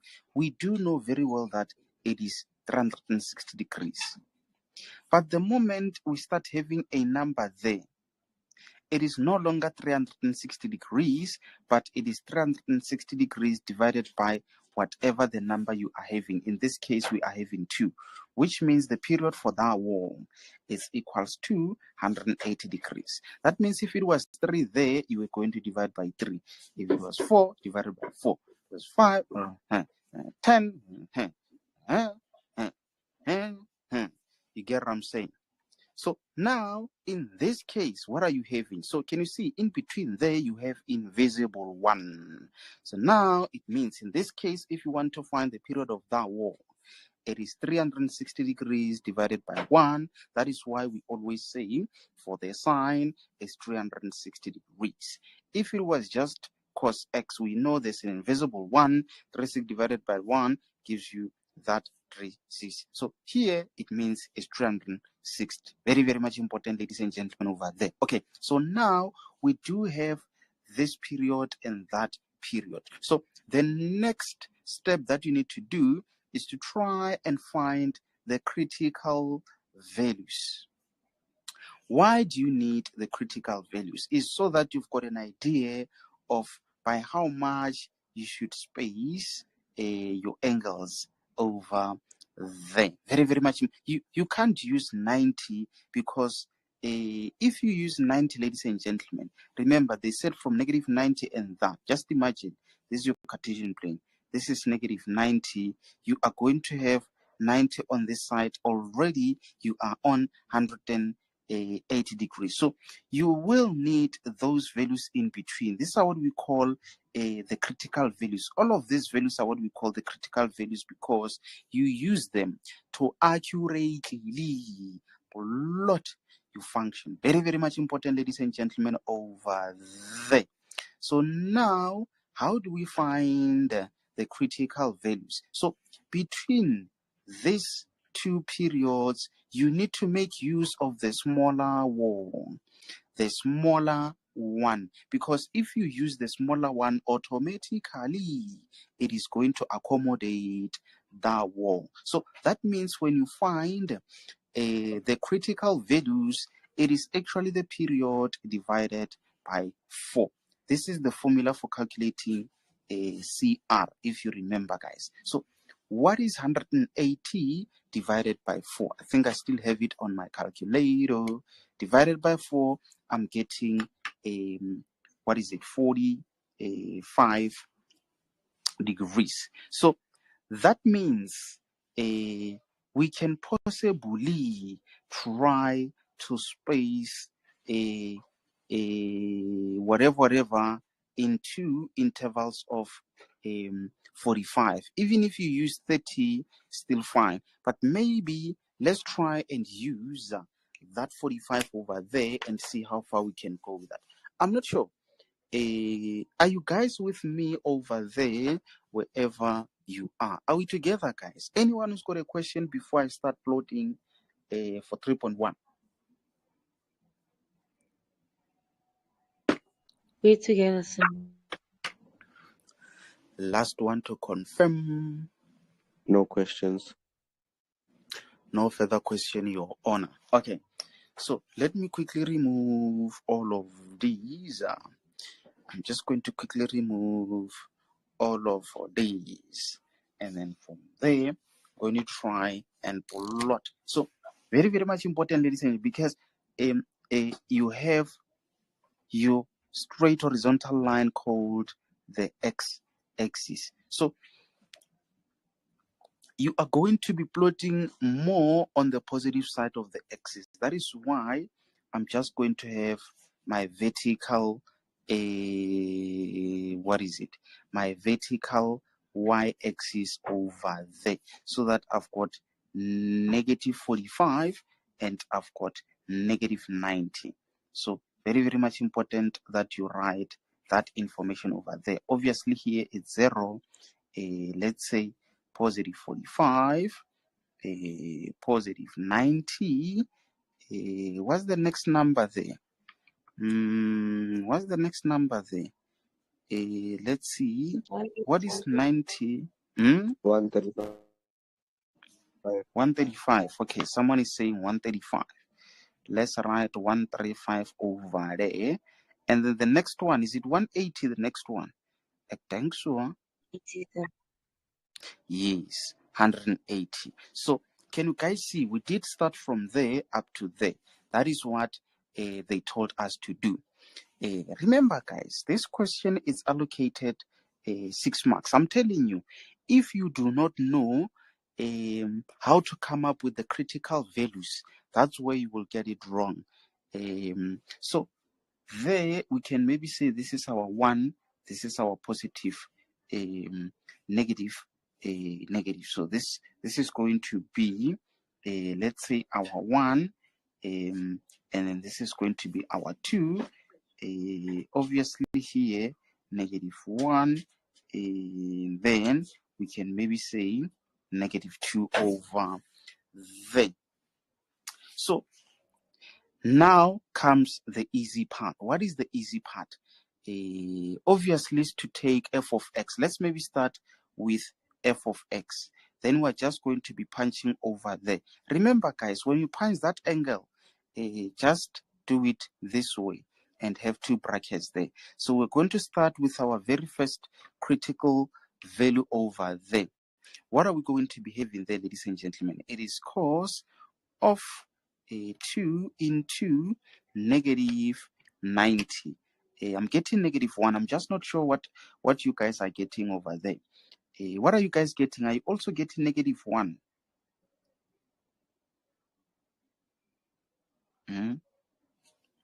Bantu Bagit. Let's see. What about negative 45? I'm getting 0. What are you guys getting? 0. Someone is getting 0. What about angle 0 there? I'm getting 1. What are you guys getting? Same, sir. 0. Let's go to positive 45. I'm getting 0. I'm not sure. What are you guys getting there? Let's go to 90. I'm getting -1. I'm not sure. What are you guys getting over there? -1. 135. On 135, I'm getting 0. I'm not sure. What are you guys getting there? 0. I'm now on 180. I'm not sure. No. I'm sure you guys got a 1. That's true, isn't it? So now, all that we need to do, ladies and gentlemen, it is just to join all of this. Listen to Mina Toko there. Lona barata pila mutla pingwa Yesu opula zisi. Isn't there someone who's going to join me with the first part there? Or you don't know the song? Opula zisi ya zila. Hey, guys, can you see how nice these things are? Very, very much important. Remember, as soon as you are done, make sure to give it a name because we're plotting f of x. I'm not sure. Everyone happy there? Or is someone, are we leaving someone behind? I don't think so. I think wonke umntu ujabulile. Let's see. Now, let's plot the second wall, which is g of x. It's equals. I'm not sure. Is there someone who can interpret for us this one of g of x? What are you seeing over there? Or maybe what can you say, or what can you tell about that specifically? Anyone?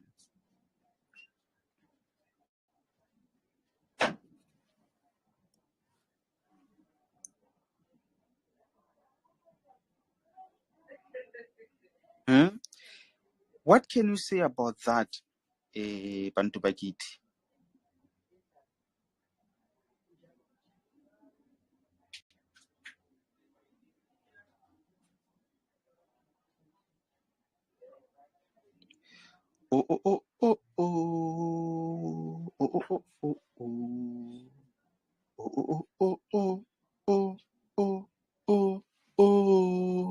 No one. Hey. Okay, so let's see.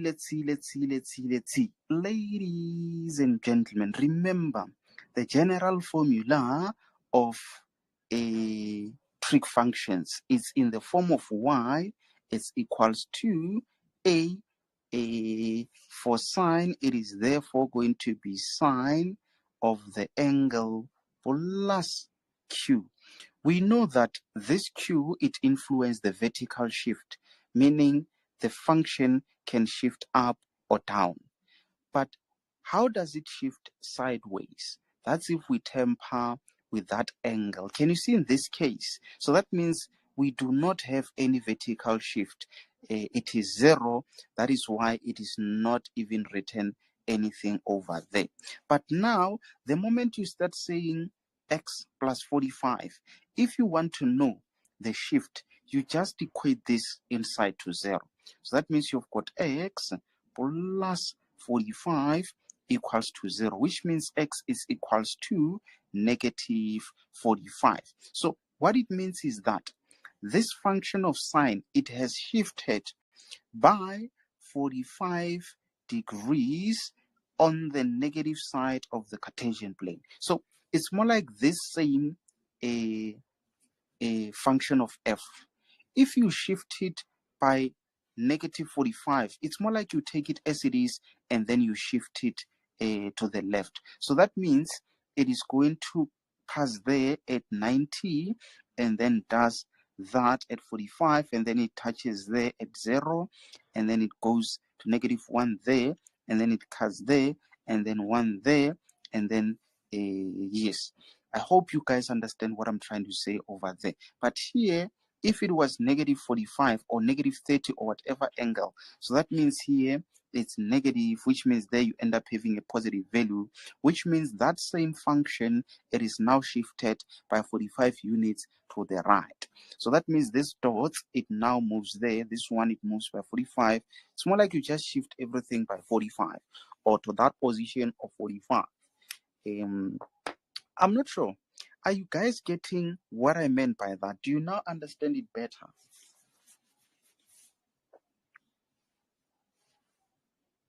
Yes, sir. Last one to confirm. Yes, sir.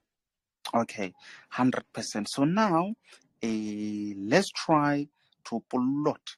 Okay, so that means you are just going to be substituting there. What are we having there? It's plus. Just be careful of that. It is a plus there, and then we just change that one from time to time. So let's see. What are we going to be having there? It is going to be signed into, we start with negative 90, close plus 45.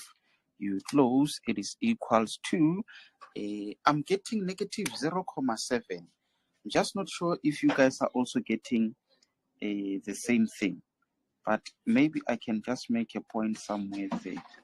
I'm not sure. Are you guys getting the same thing, or is it only me? Let's see. Same answer. Negative 45, I'm getting a 0. Let's see. Obviously, I'm at 0. At 0, I'm getting that 0.7. So I can just maybe assume it to be somewhere there. Assume it to be somewhere there. Okay, so now let's move on to positive 45. I'm getting 1. I'm just not sure if you guys are also getting 1. Okay, so now let's move on to the next one. Being 90, I'm getting a positive 0.7. Remember, you might find it as a fraction, but convert it to a decimal so that you know where that point is. Let's go to the next one, being 135. I'm getting 0 bantu bakithi. Angazi ukuthi lina lapho lithola yini. Awuthi sibone 180 ukuthi usiphatheleni. 180 mina ngithola negative 0.71. Angazi ukuthi nina ngithona ini lapho. Awuthi sibone ukuthi sikayibeka kuphi. Mina ngibeka lapho. Manje okusondelayo ngomva ngelokho ukuthi ujoine amadodi. Awuthi ngibone ukuthi angeke ngishumishe into emnyama ukuthi ngijoine amadodi ana. Uyenza kanje lento manje uconnecta elosibili. Uyenza kanje angazi ukuthi lina liyayibona le ndaba. Awuthi sibone ukuthi siyenza kanjani lento lena. Manje uconnecta lana nalana. Ucaphele ukuthi ungayimoshi. Awuthi sibone ukuthi uyenza kanjani. Uyabona ukuthi imarker yami manje iyandisappointa. Let me find another marker. There, it seems like this one is a better one. Then you just connect like that. Where is the next point? There is the last point. I'm not sure if you guys are happy over there. Isn't there someone who's being lost by that diagram over there?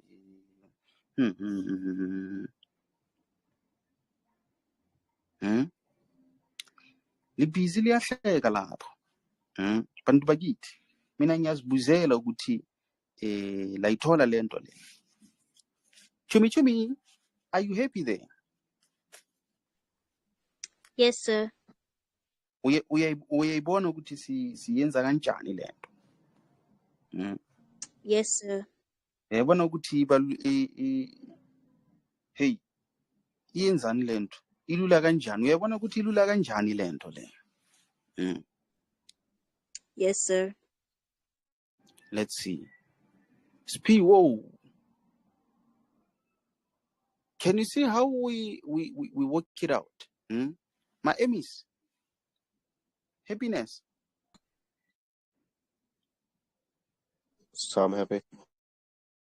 Shreyas confirmed that is happy. Last one to confirm. Is it everyone who's happy there? We can move to the next question, isn't it? Yes, sir. Okay. Yeah. So just be careful of something, guys. Just make sure that after you are done with your sketch, especially when you're practicing, don't remove it. Just leave it as it is, because upcoming questions might be based on that. But I'm not sure, guys, because I know you guys have been having a challenge with plotting the trig functions. Do you not find it easy after these few lessons that we had, guys? Do you think you will still be having some difficulties if similar question comes? No, not at all. Not at all, nah. You just connect these points, having a very nice mina talk there. So what I'm going to do now, it is just to remove all of these. No, maybe let me try to use that space over there. I'll see if all of our answers can fit in there. Maybe let me remove that because it's not really needed. Let's see. We can just leave it as that. Maybe move on to 3.2. Let's see. What are they saying there? I'm not sure if you guys still have that question paper, but the question says,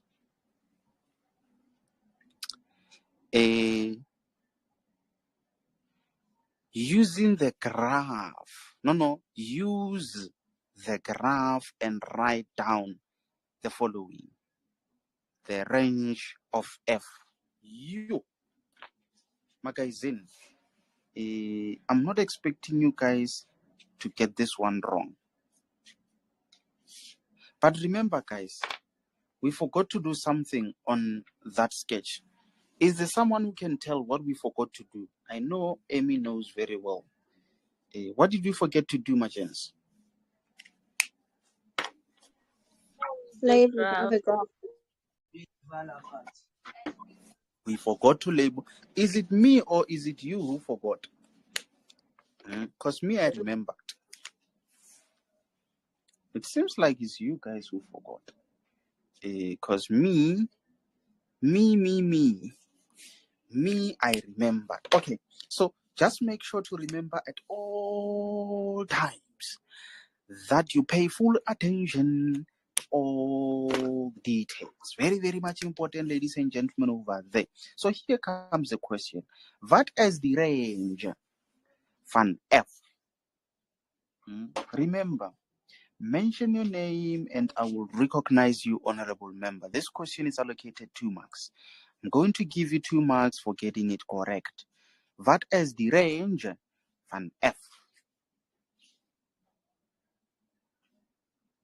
+1 and -1.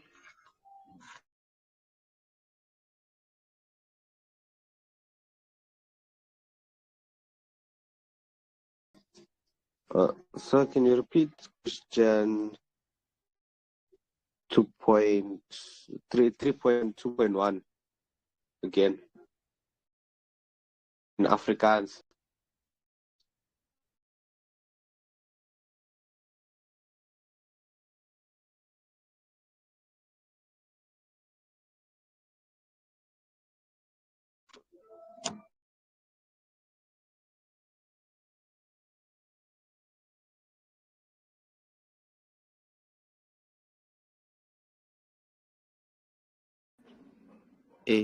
Guys, I got disappointed by the network.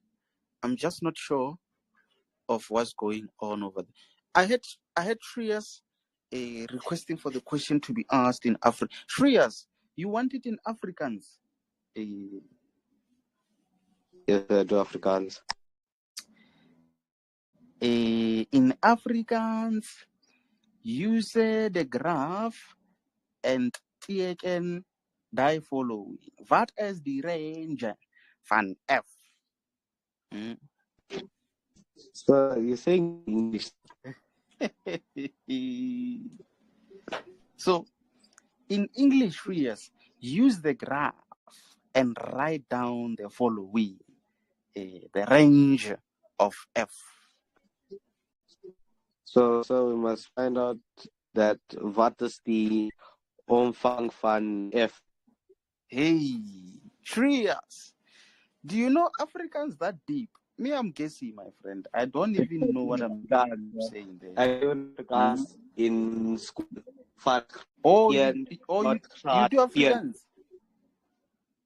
Hey, you must teach me, Shreyas. I wish to know Afrikaans, but it's hammering me. That's why I end up speaking Zulu, Shreyas. Zulu is small waters. Okay, Shreyas, you tell me, what is the answer for that one?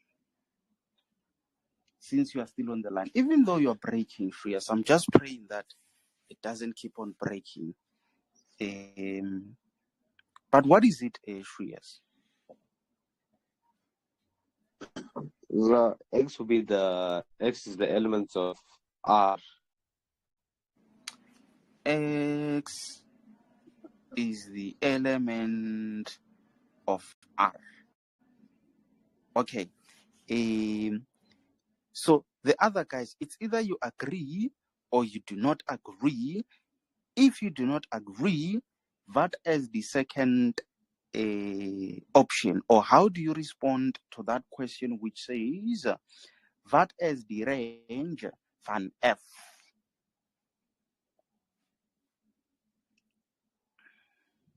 Say, do I have to answer that really? Give an answer, Rafaela. Or If I answer, o ka nna e tlhalosa ha o batla. Choose masculinity. na answer ya ka ke +1 and -1. Manje ngibhala kanjani? Who's speaking? Amy, how do I write it?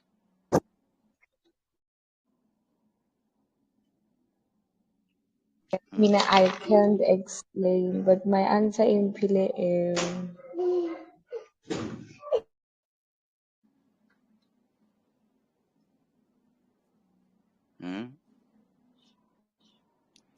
Okay, we also have 1 and -1. Another try.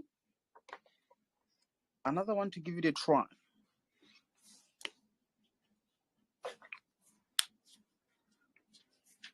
Okay. So let's see. Remember, guys, I'll explain it again. When we talk about the range, we talk about the y values. And then when we talk about the domain, that's when we talk about the x values.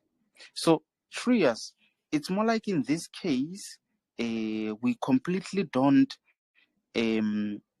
comment on the x values because the x value is mostly about the domain. So that means now we need to talk about the range.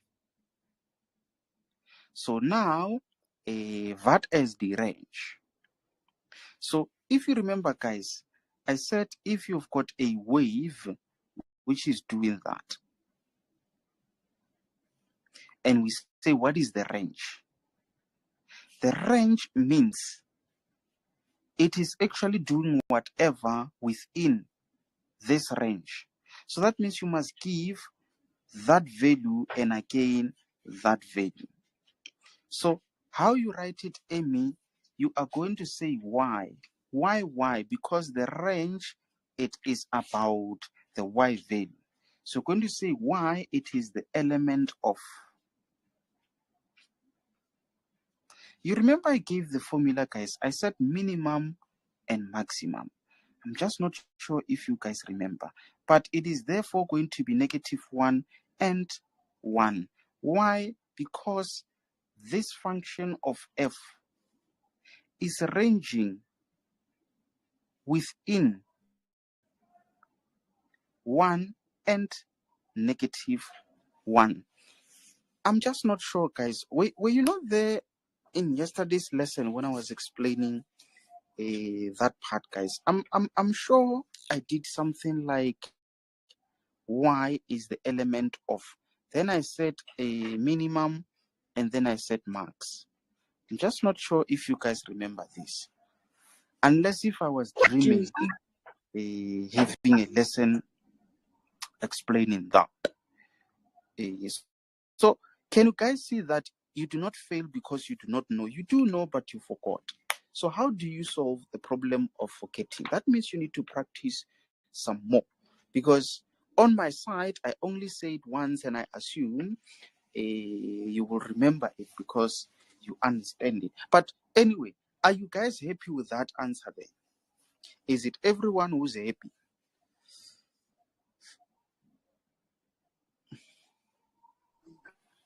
Yes, sir.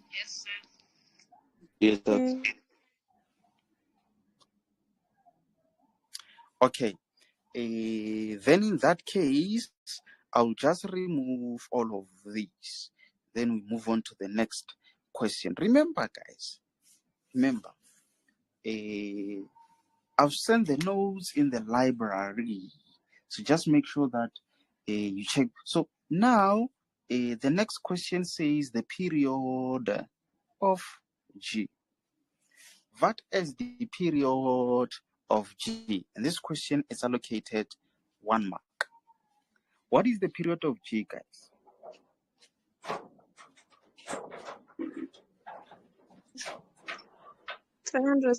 degrees.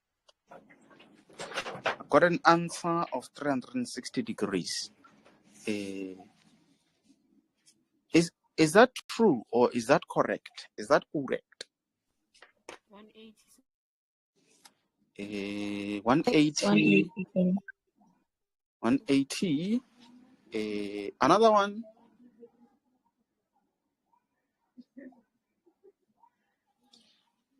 Okay, let's see. We have 360 and then 180. Can maybe someone explain why 360? The other one, one. No. What is my tongue saying now? I'm saying the other one is saying 360 and the other one 180. Can you explain how did you get to 360 and the other one, how did you get to 180 degrees? Yes, this is what I wanted to say.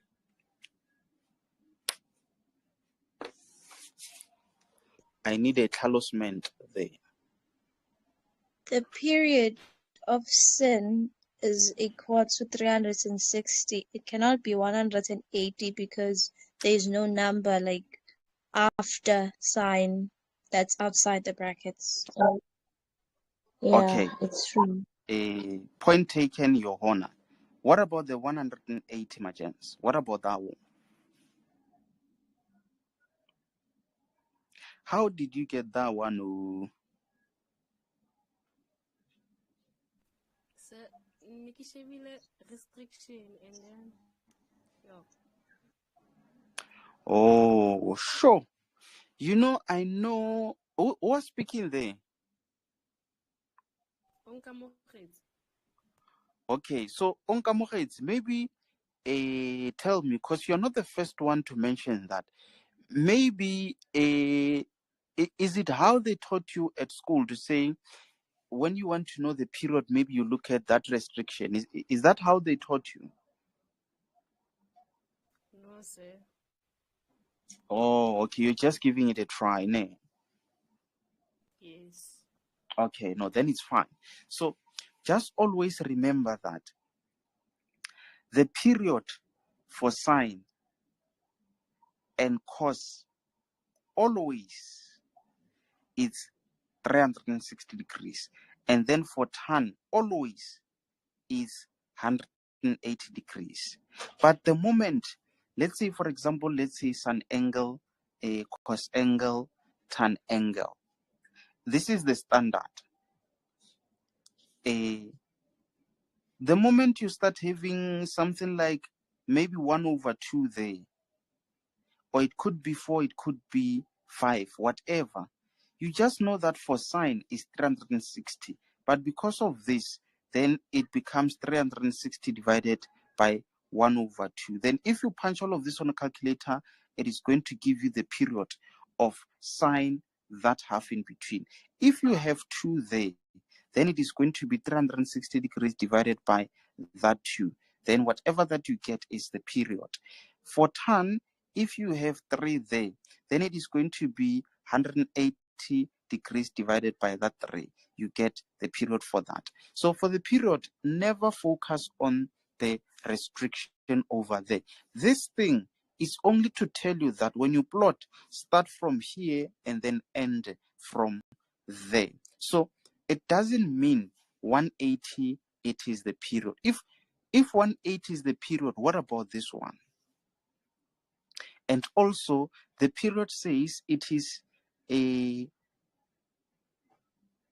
period in which the function repeats itself. Yes. So the sine and the cos repeat itself after every 360 degrees. So that means from 0 to 360, it does a complete shape. And then on the negative side, a complete shape. If we continue, a complete shape after intervals of 360. But for tan, it does that complete shape after every 180. I'm not sure. Is Almal happy? Is Almal happy? Is Almal Kheluku? Yes, sir. Sir. Okay, so I'm just going to remove that because we did answer that question. So now let's see. Where are we? We are now on 3.2.3. I want you guys to notice something. I think we did this question. Can someone just confirm? Remember, they said use the graph and write down the following. You don't need to calculate anything here. You just look at the graph and then you write down. So they say write down the number of x values for which f of x is equals to g of x. The number of x values for which f of x is equals to that. Do you guys not remember this type of a question on the previous questions that we've done on the previous days?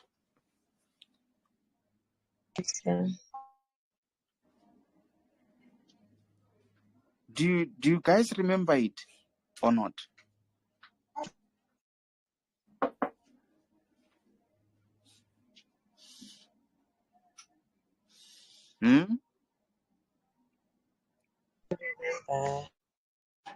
Okay, so how can we answer that question, Majens?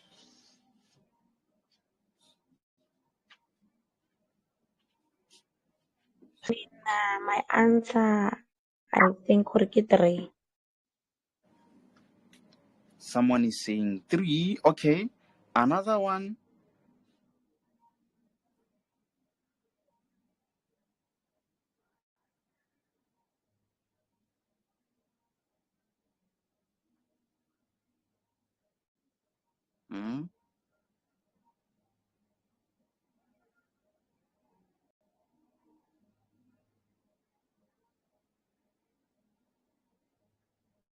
Okay, is it 3 or is it a different value?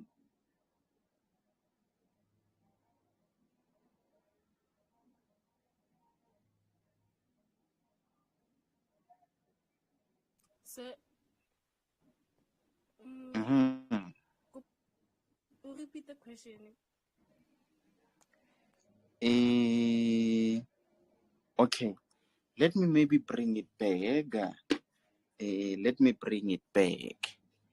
Here here as the question. So they say use the graph and write down the following. The number of x values for which f of x is equals to g of x.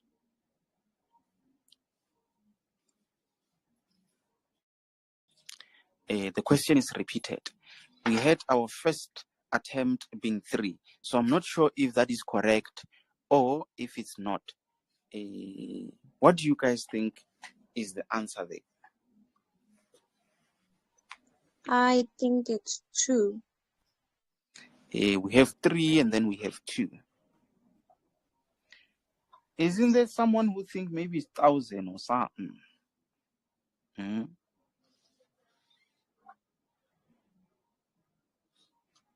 Okay, maybe let's start with the smaller number, number 2. So how did you get to 2, honorable member?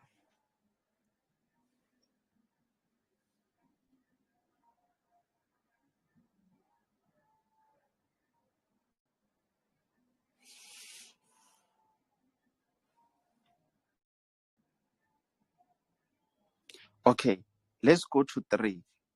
How did you get 3, honorable member? Say, I get this thing, but it hakai more. Now say I can explain more grafong engwe or mo nthweng engwe, I don't know. So na imphile hore ikata high 3. I'm not sure if my answer is correct or not. Hey, Amy, wena mo Pitori ne o bua Pitori again. Ma Emmys. Ke tswa kwa Ndebele. Mara ke re go utlweletse go utlwa o bua Pitori. A o dule Pitori.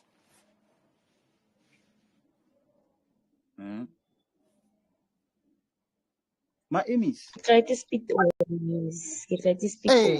Mara e tlhalosa ka Pitori re e utlwagale re batla o e utlwa ape re utlweletse bjana re batla o utlwelela hore o e tlhalosa bjang ntho ena o ska tshaba e tlhalosa ka Pitori re utlwe hore gore go iragalang go iragalang pila folofa ma Emmys Ke tlhalosa ke nna o ke tlhalosa hore ntwe graph e hore f of x le g of x e khatha high kae e tsamaya like ya go cut high kae go di y le di x. That's what I'm not sure. Hey, no ke go utlweletse o sota tlhalosement fela ha re ke tlhalose o tlampolella. Hey, someone wants to tlhalose it. Re bua Pitori a ke re Hamisa wa se itse Pitori.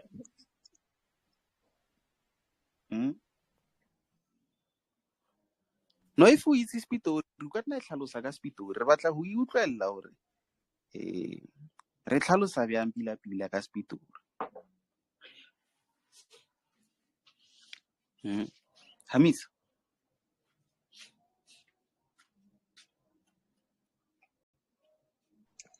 So, because they said that G and F has to be equal,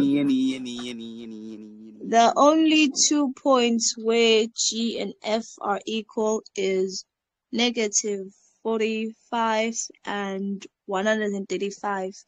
So those are the 2 points I found. Hamisa na pena ke re o batla o itlhalosa ka Pitori. Okay. Let me explain, Bantu Bakiti. 3 years. This is what honorable member Amy was trying to say over there. Hamisa, I'm also going to include you in this explanation. So let's see. The question wants the number or how many times does f of x equals to g of x. This thing on its own, it means where this thing touch this one. My Emmy, instead of using, what are you saying, cut? Were you saying cut or yes, instead of cut, Instead of time. yes, of cut, use the word touch. That's when you're going to explain it even better. Because you forget about the x-axis and the y-axis. You only concentrate on F and G. So when you concentrate on F and G, at how many points are these two functions touching each other? That is what they want. You just give that number. I'm not sure.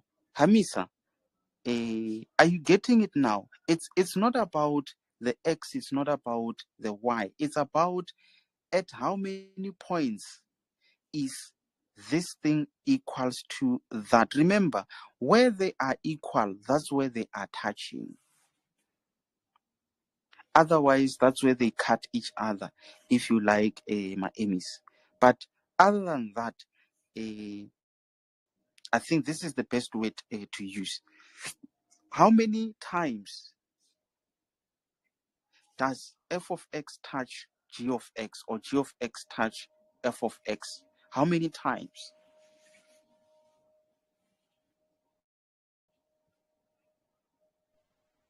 Three.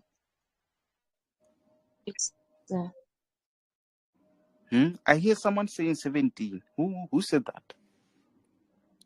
Spiwo. It's 3. Was it you?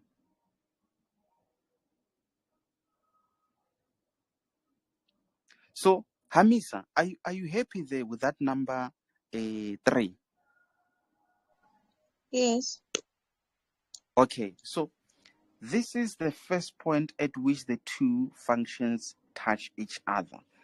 This is the second point at which the two functions touch each other. This is number 3, the third point at which both of these graphs touch each other. So the number, it is 3. Then that's how you score yourself 1 mark. So that is why I was saying, just make sure that when you plot or when you sketch, you have your thing accurately plotted over there. Because if you don't, you won't be able to use your sketch to answer the questions based on your sketch. I hope everyone is happy on that wall. So now let's try to move to the next one. Hey, what are they saying here? They say determine for which value or values of x where x is the element of that will cause 2x times sun into x plus 45 be less or equals to 0. Yo. Hey, this one it's a bit tricky to understand, which makes it a bit tricky to even explain. I'm just not sure. Is there someone who's having a better understanding of exactly what are they saying over there? Ungayichaza ngesizulu makudingeka. Ungayichaza ngaSpitori ha o tlhokega. Bana ba bomma ka mo Limpopo. Ao. No e lebella tabe la e tlhalosha until re ikwishisha. Shreeyas. Ek kan nie verstaan of jy verstaan. Wat is wat? Hey, nathi Debori. Lekhoto fesesa ngange venda. Ati Dave. Or bone bo fesesa. Or ukhoto etiam. Determine for which value or values of x. Oh, okay. I'm noticing something. Determine for which value or values of x. So that means my answer will be based on the x values. Why? Because they say determine for which value or values of x, where x is the element of that. Well, so there, where it says where x is the element of 0 and 1, this is a restriction. So they're saying whatever that you are determining, you should focus between 0 and 180, whereby cause that times sign that is less than or equals to 0. Hey, ungathi le izoba nkinga le. What is this? Oh, whoa. This is it F? This is F, Mos. And this is G. So it's more like they're saying where G, when you multiply G by F, it will be less or equals to 0. No, wait. Let me try to write that. So they are saying where cos of 2x multiplied by sine of x plus 45 degrees, it's going to be less or equals to 0. Remember, this one is F, this one is G. So it's more like they're saying where f of x you multiply it by g of x will be less or equals to 0.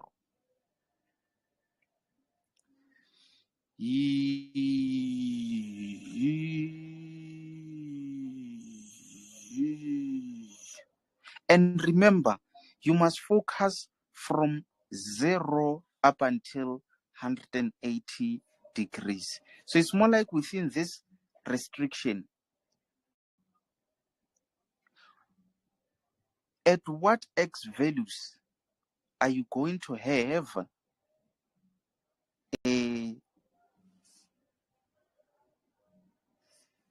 this graph multiplying by this graph being less or equals to 0? What is a number which is less than 0, guys? Negative number. Yes. So that means all the negative numbers or otherwise 0. That should be where, when you multiply this by that, you will get values which are less than or which are negative or 0. Yeah. Negative or 0. 2 marks. Yeah. I got about greedy.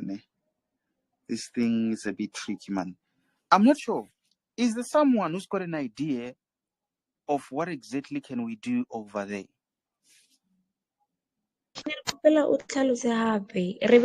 This 0 is to 180 degrees only, or are we using any other numbers? Okay,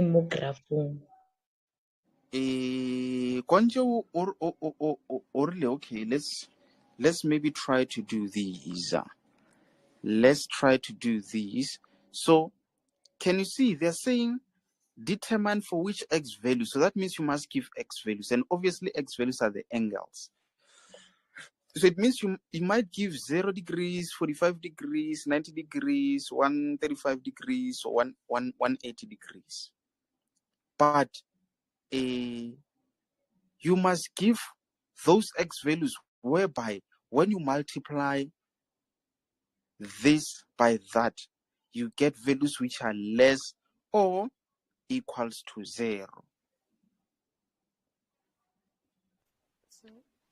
Na impile say 135 degrees. Then impile less than 0. So, negative 45 and 0. No.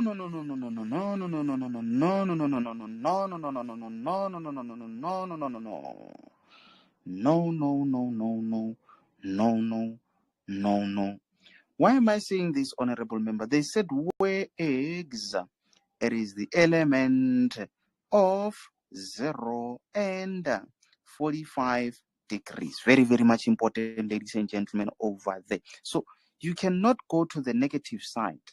Very, very much important. Do you get it now? Yes. Yes, Yes, yes, nna ke yes, berekisitse yes, yes. 135. 135 degrees. Okay. Or maybe let's give it a Sorry. try, Bantu Bakit. Let's give it a try. So Can I let's try try to to substitute. answer? Yebo, who's speaking? Okay, Hamisa. Okay. Ma, I got the answer of 45 degrees and 135 degrees. Someone got 45 and 130. Okay, let's give it a try and check. So we are going to firstly start checking 0 degrees. Let's maybe go to 45 degrees, and then we'll also try 90 degrees.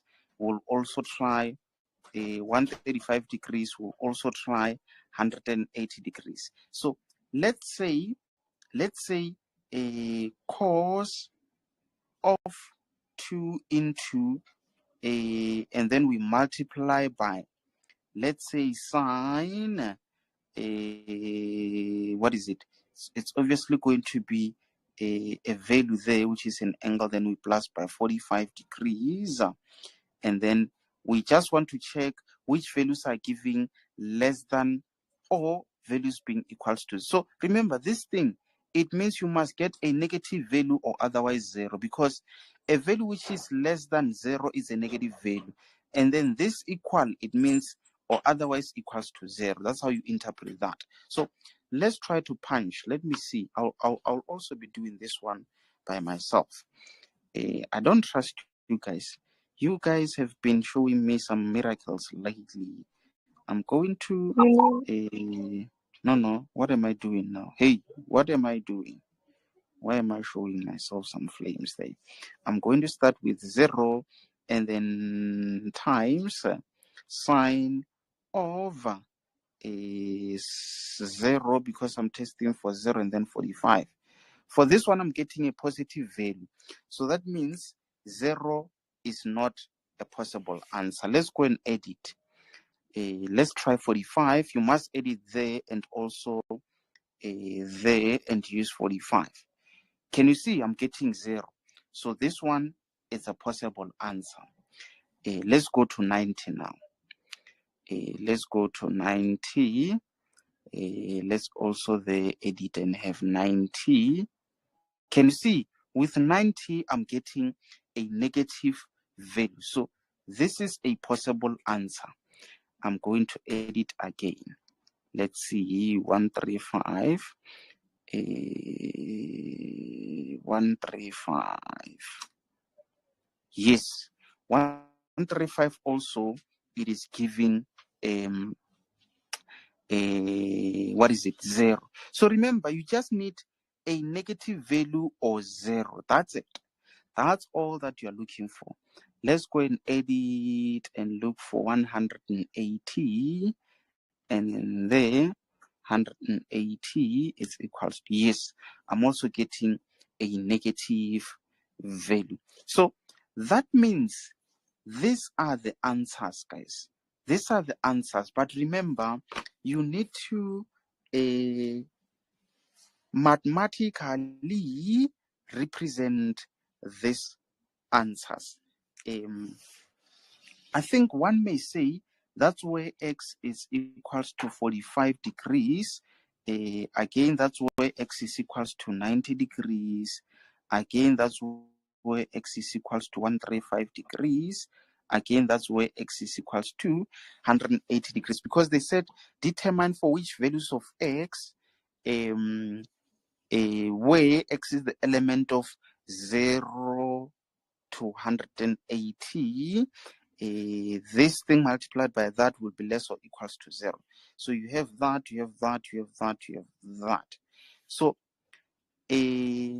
someone can still summarize all of this thing and say that's where maybe x it is the element of what is it? No. Let me write it in that form of an inequality to say that is between 45 and 180 degrees. So this is how you write between. This is how you write between. Between what and what? Is it not between 45 degrees and 180 degrees? I'm not sure. Are you guys getting it there, or is it the only me who's getting it over there? I'm getting it.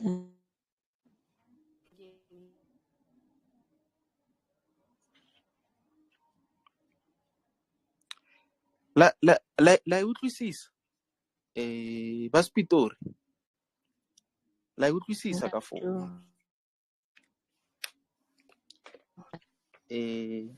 Shreyas in KZN, yay Frostan.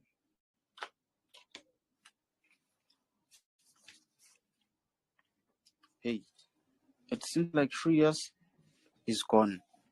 Let me see. Amogelang. Why utlwisisa ka fo?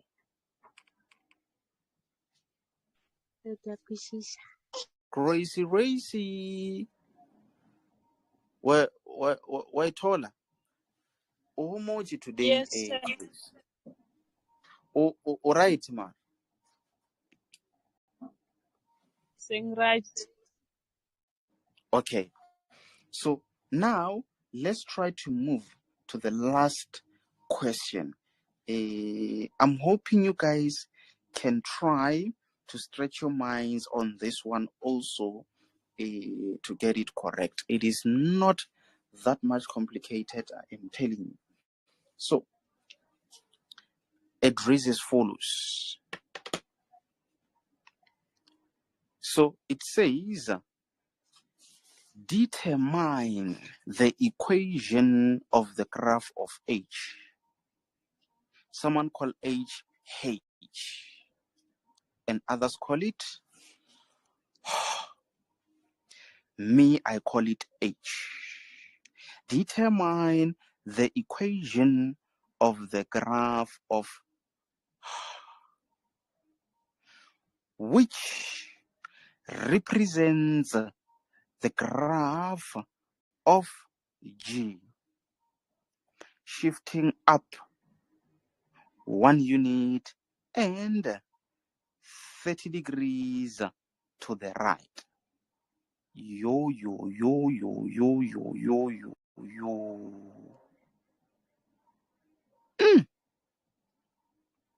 Determine the equation of the graph of H. Okay, so now they want you to find the equation of the graph of H.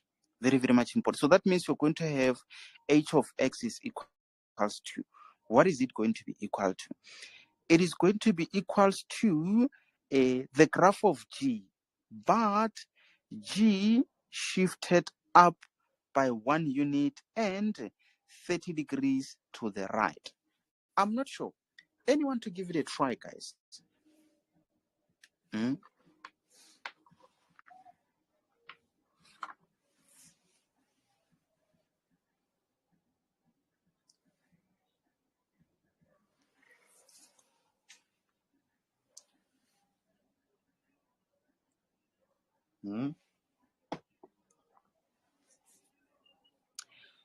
Who's going around? Skuri.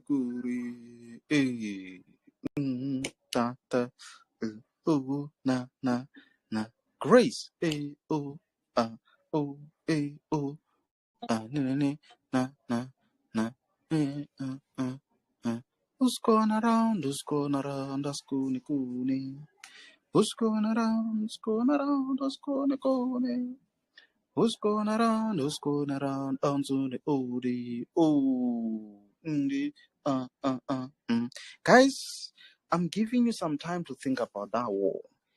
Don't mind me singing. I love this song a lot, even though I don't know what they're saying there. But, hey.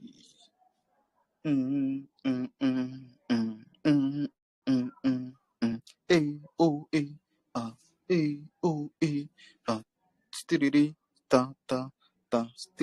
ta.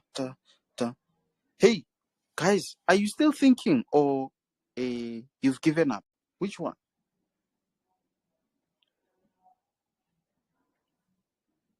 Or are you busy dancing there? Hamisa, are you thinking or dancing that side?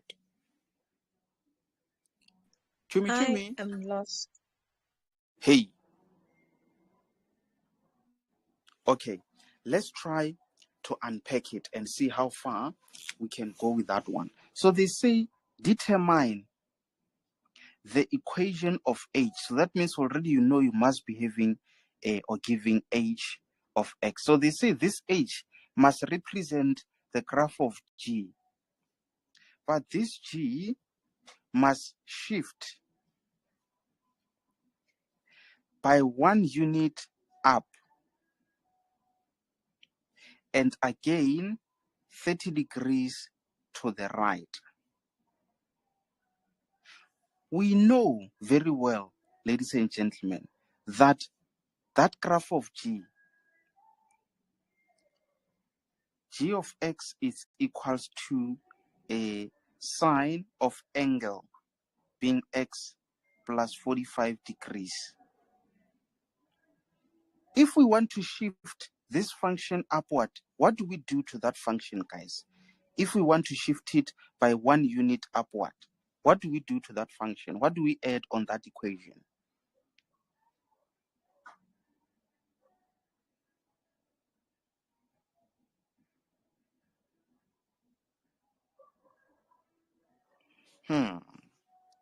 Do we not just add 1 there, Makaizin? Because we said this thing influenced the vertical shift. Do you not remember the standard formula which says A sine of angle plus Q? And this Q is for the vertical shift. So we just plus it by 1. Then we know we have shifted it upward. So when we want to shift it horizontally, we are going to tamper with that. So that means this angle, we must work it out with that one. If it shifts to the right, that means in there you are going to minus it. If it was shifting to the left, there you were going to add it in the opposite sign. So it's more like now that angle, it is as it is as x plus 45, but because it is shifting by 30 to the right, inside the brackets there, you substitute it as 30 degrees. What is 45 minus 30? Is it not 15 degrees? So that means h of x, it is actually sine into x plus 15 degrees plus 1. I'm not sure if I'm still losing you guys with that one. I'm not sure. Anyone still lost so that I can explain again?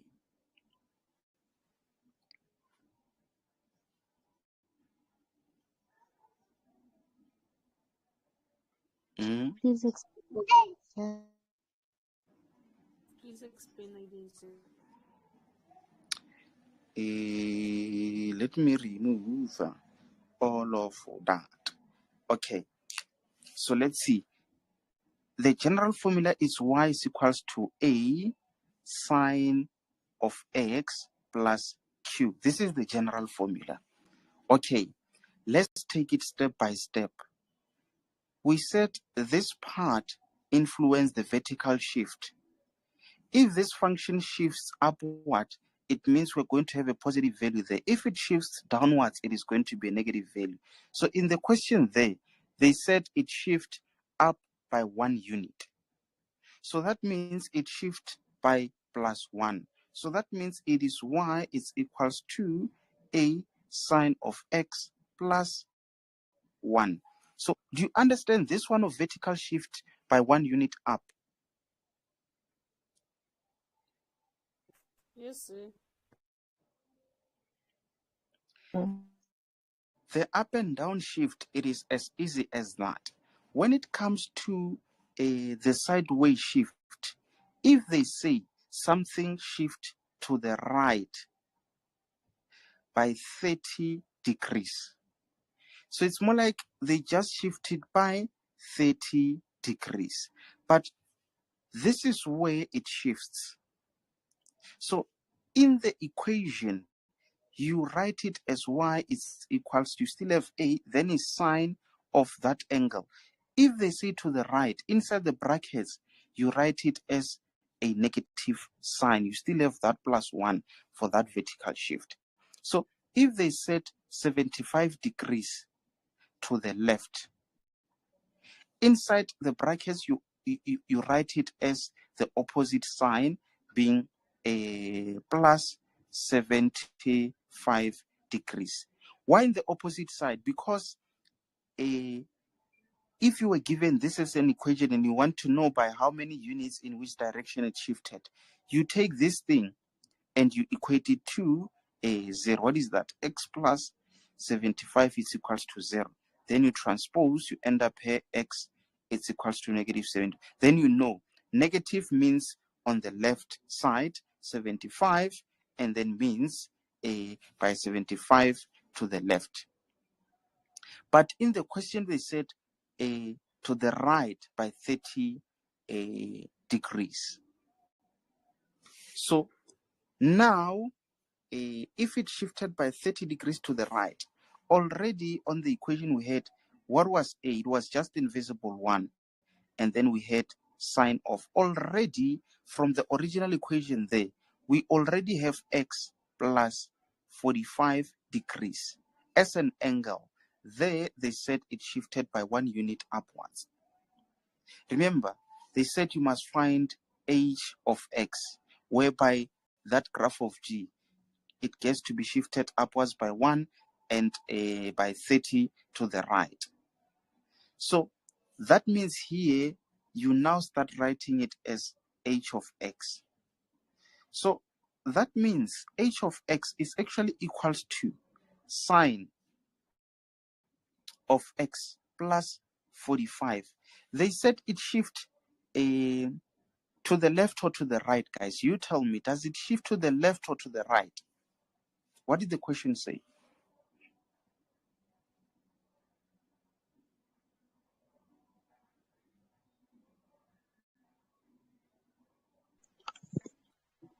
The question stated that it shifts to the right, so the number is going to be negative. Yes, here you write it as -30 degrees. Did they say it's going to shift up or down, and by how many units? By 1 unit. Which means we are going to shift it by 1 unit upward. What is this minus that? 15. Yes. Then on your next step, you simplify it. You write it as a simplified form as just x plus 15 degrees. This is your final answer, guys. This is exactly what they wanted you to do. I'm not sure. Does it now make sense, Nyana there? Yes.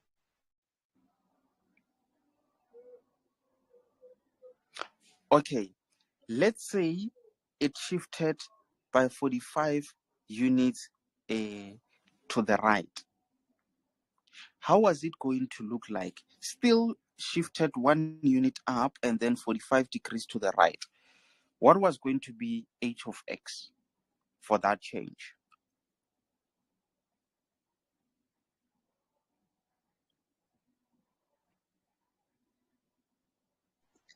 It was gonna be hx is equal to sine, open brackets, x, close brackets, +1.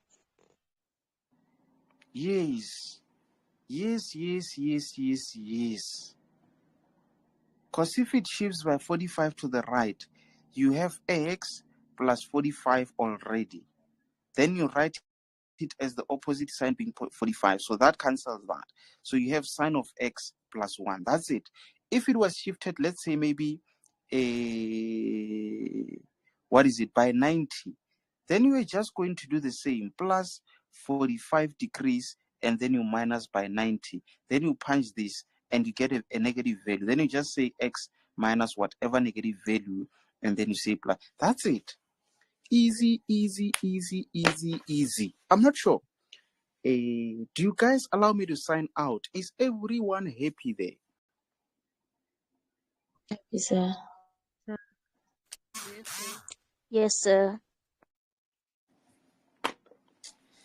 Ladies and gentlemen, I thank you very much for joining.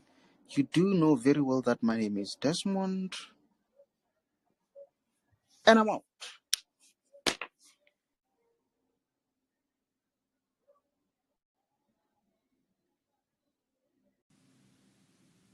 Okay, guys, question 1 is what we'll be looking at in today's lesson. So let's see.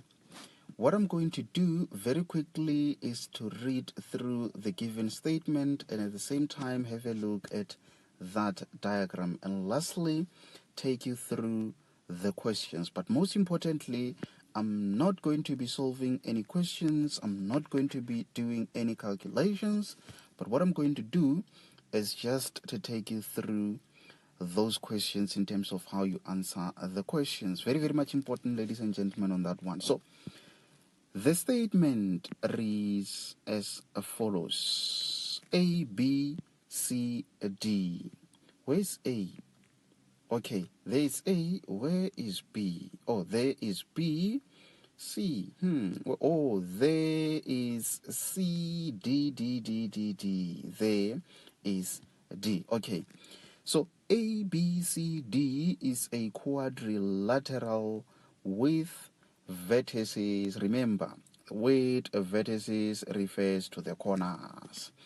So this quadrilateral with vertices A, remember, A being a letter, it's a point having the coordinates 5 and 1. B, it's a point having the coordinates -3 and 5.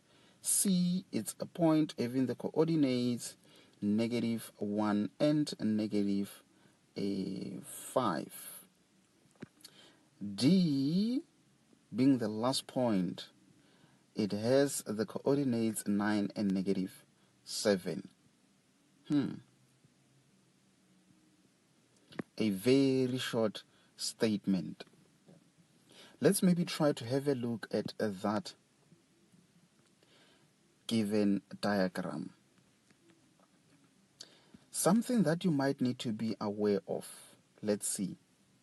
You've got these two lines, which actually tells you that you might find that those two sides are equal, and you do know very well that when having equal sides, it has to do with the midpoint formula. So now let me look for something else. I'm just not sure of what else needs to be explained, but I think all that we can see is enough for us to be able to start looking at the questions and see how far we can go. It looks like a complicated diagram, but you might find that when you look at the marks allocated to each question, it's not that much complicated. So let me quickly scroll and have a look at the questions. So let's start with those questions that we can see.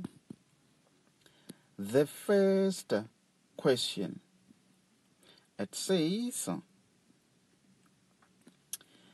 determine the distance AB, and this question is allocated 2 marks. In this case, examiner said the distance and not the length. You use the distance formula. I assume at this point in time you do know very well that the distance formula is that easy one that you just need to always remember to square those, because if you don't, you are going to get the wrong answer. So easy, you just need to know where is point A, there is point A, and where is point B, there is point B. So that means this is the distance that you would have calculated after substituting those points. Then you score yourself 2 marks for that question. I think it was a straightforward question, easy 2 marks.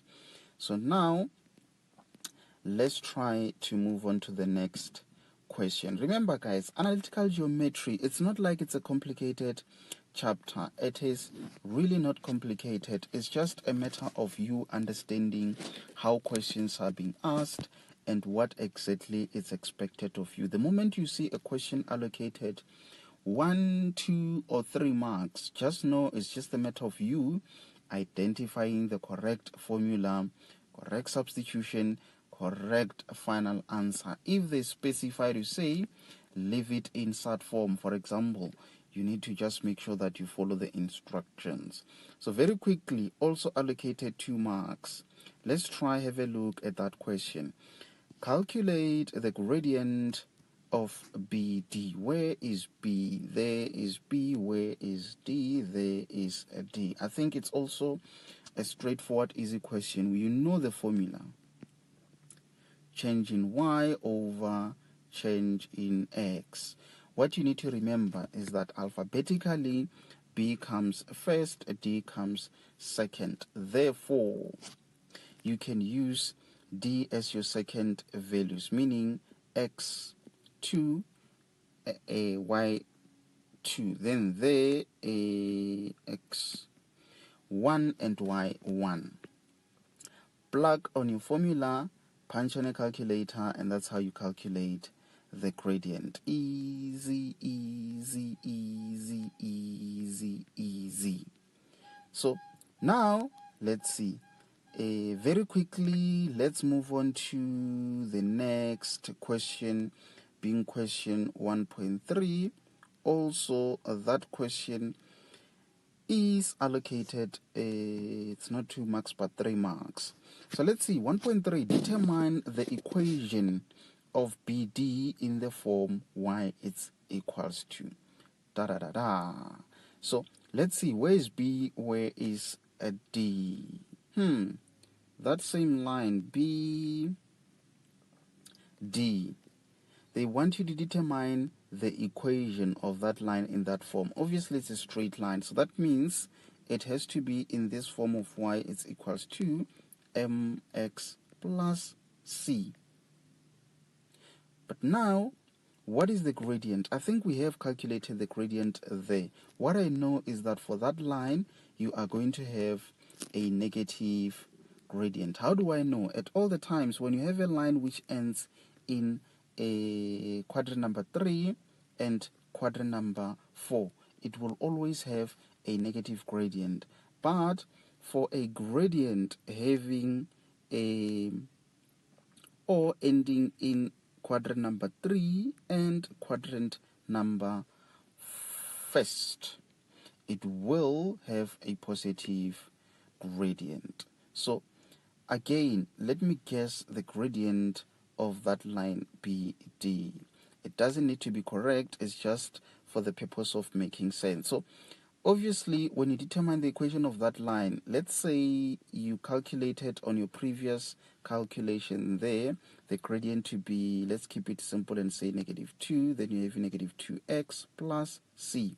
So now you need 1 point in order to determine the c value. So you can say add, it seems like you've got 2 points there. You can use that point or that point. It's up to you which point you use. Maybe you can use point B or you can use point D. Then you substitute your y value, you substitute your x value, you calculate c. Most importantly, your c value has to be a positive value because that line cuts the y axis on the positive side.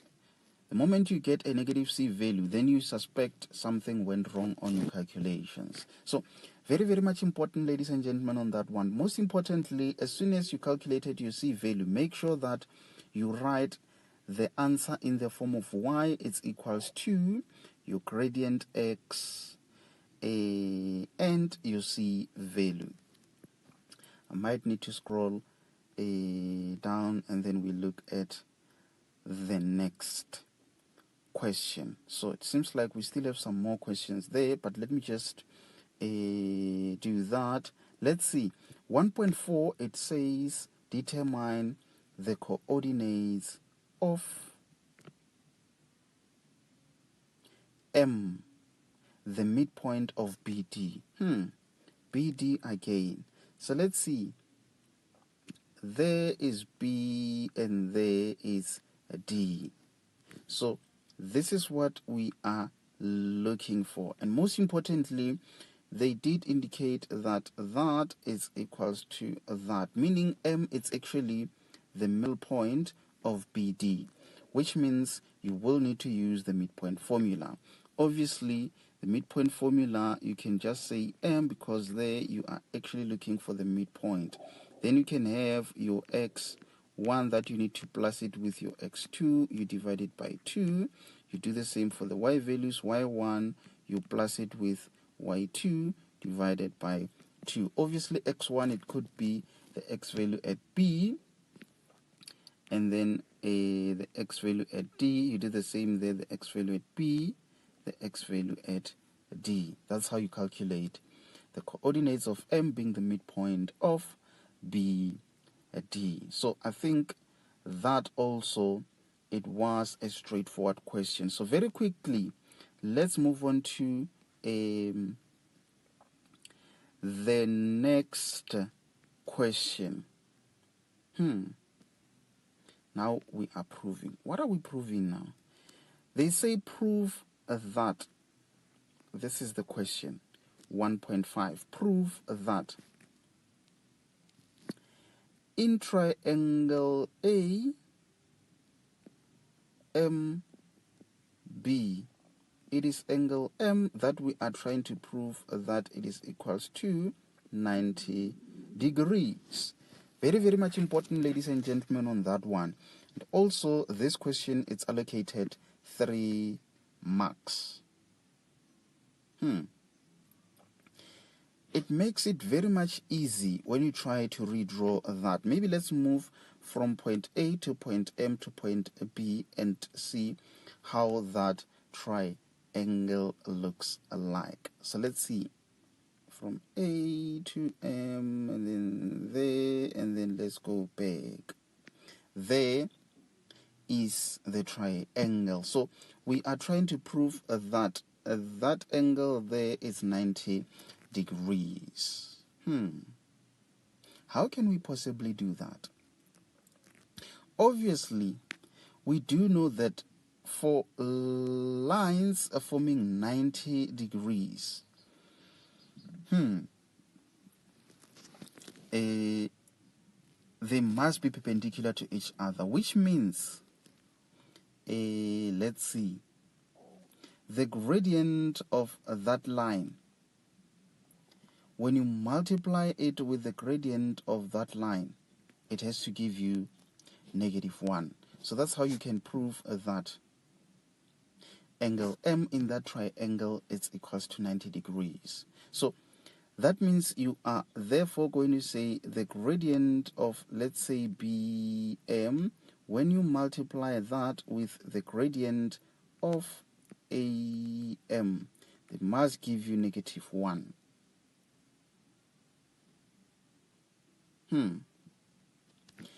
That means you do need the coordinates of M in order for you to perform that calculation. But if you remember, on the previous question, we did calculate the gradient of that line. Remember, the gradient of BM, it is the same as the gradient of BD. Because BM and MD are collinear. BM and MD are collinear, meaning it's just the same line being extended. So that means you won't need to worry that much to calculate the gradient of that line. You already know, you just need to calculate the gradient of that line. You obviously calculated that point M on the previous question. So you use those 2 points, M and A, to calculate the gradient, of which once you are done, you multiply them together. Therefore, it would mean AM is perpendicular 2, let's see, AM perpendicular to BM.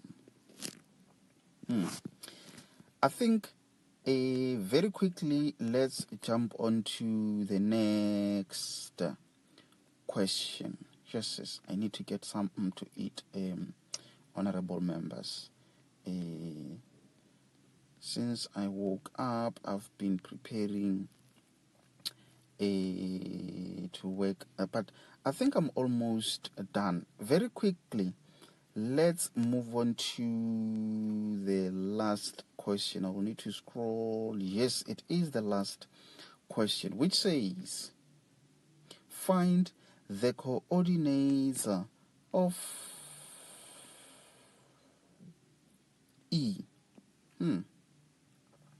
Where is E? There is E. Find the coordinates of E such that A, B, E, C is a parallelogram. 4 marks. Let's see. Let me do that. Sure. I'm just hoping that it's not a complicated question. Find the coordinates of E such that A, maybe let's try to redraw that to go from A to B to E to C, and then let's close it there. No, it doesn't take the correct shape. I'll need to remove it, and then I'll manually draw that. So from A straight, and then from B straight, and then from there to there straight, from there to there straight. Okay. Now let's see. If we are having a parallelogram, what we know is that the diagonal lines, so that means that to that, and then also from there to there, they have a common point. It doesn't seem to be complicated. I think we have done this from the previous question, where you need to use that point B and that point in order to calculate the midpoint, and that midpoint, it's a common point for A and E. So now let's see.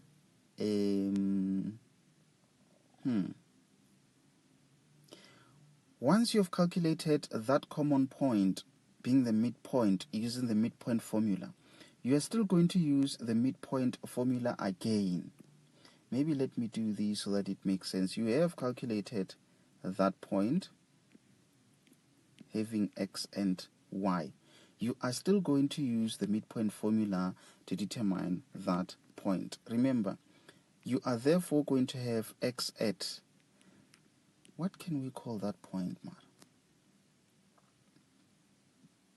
Maybe let's call it point Q. Yes.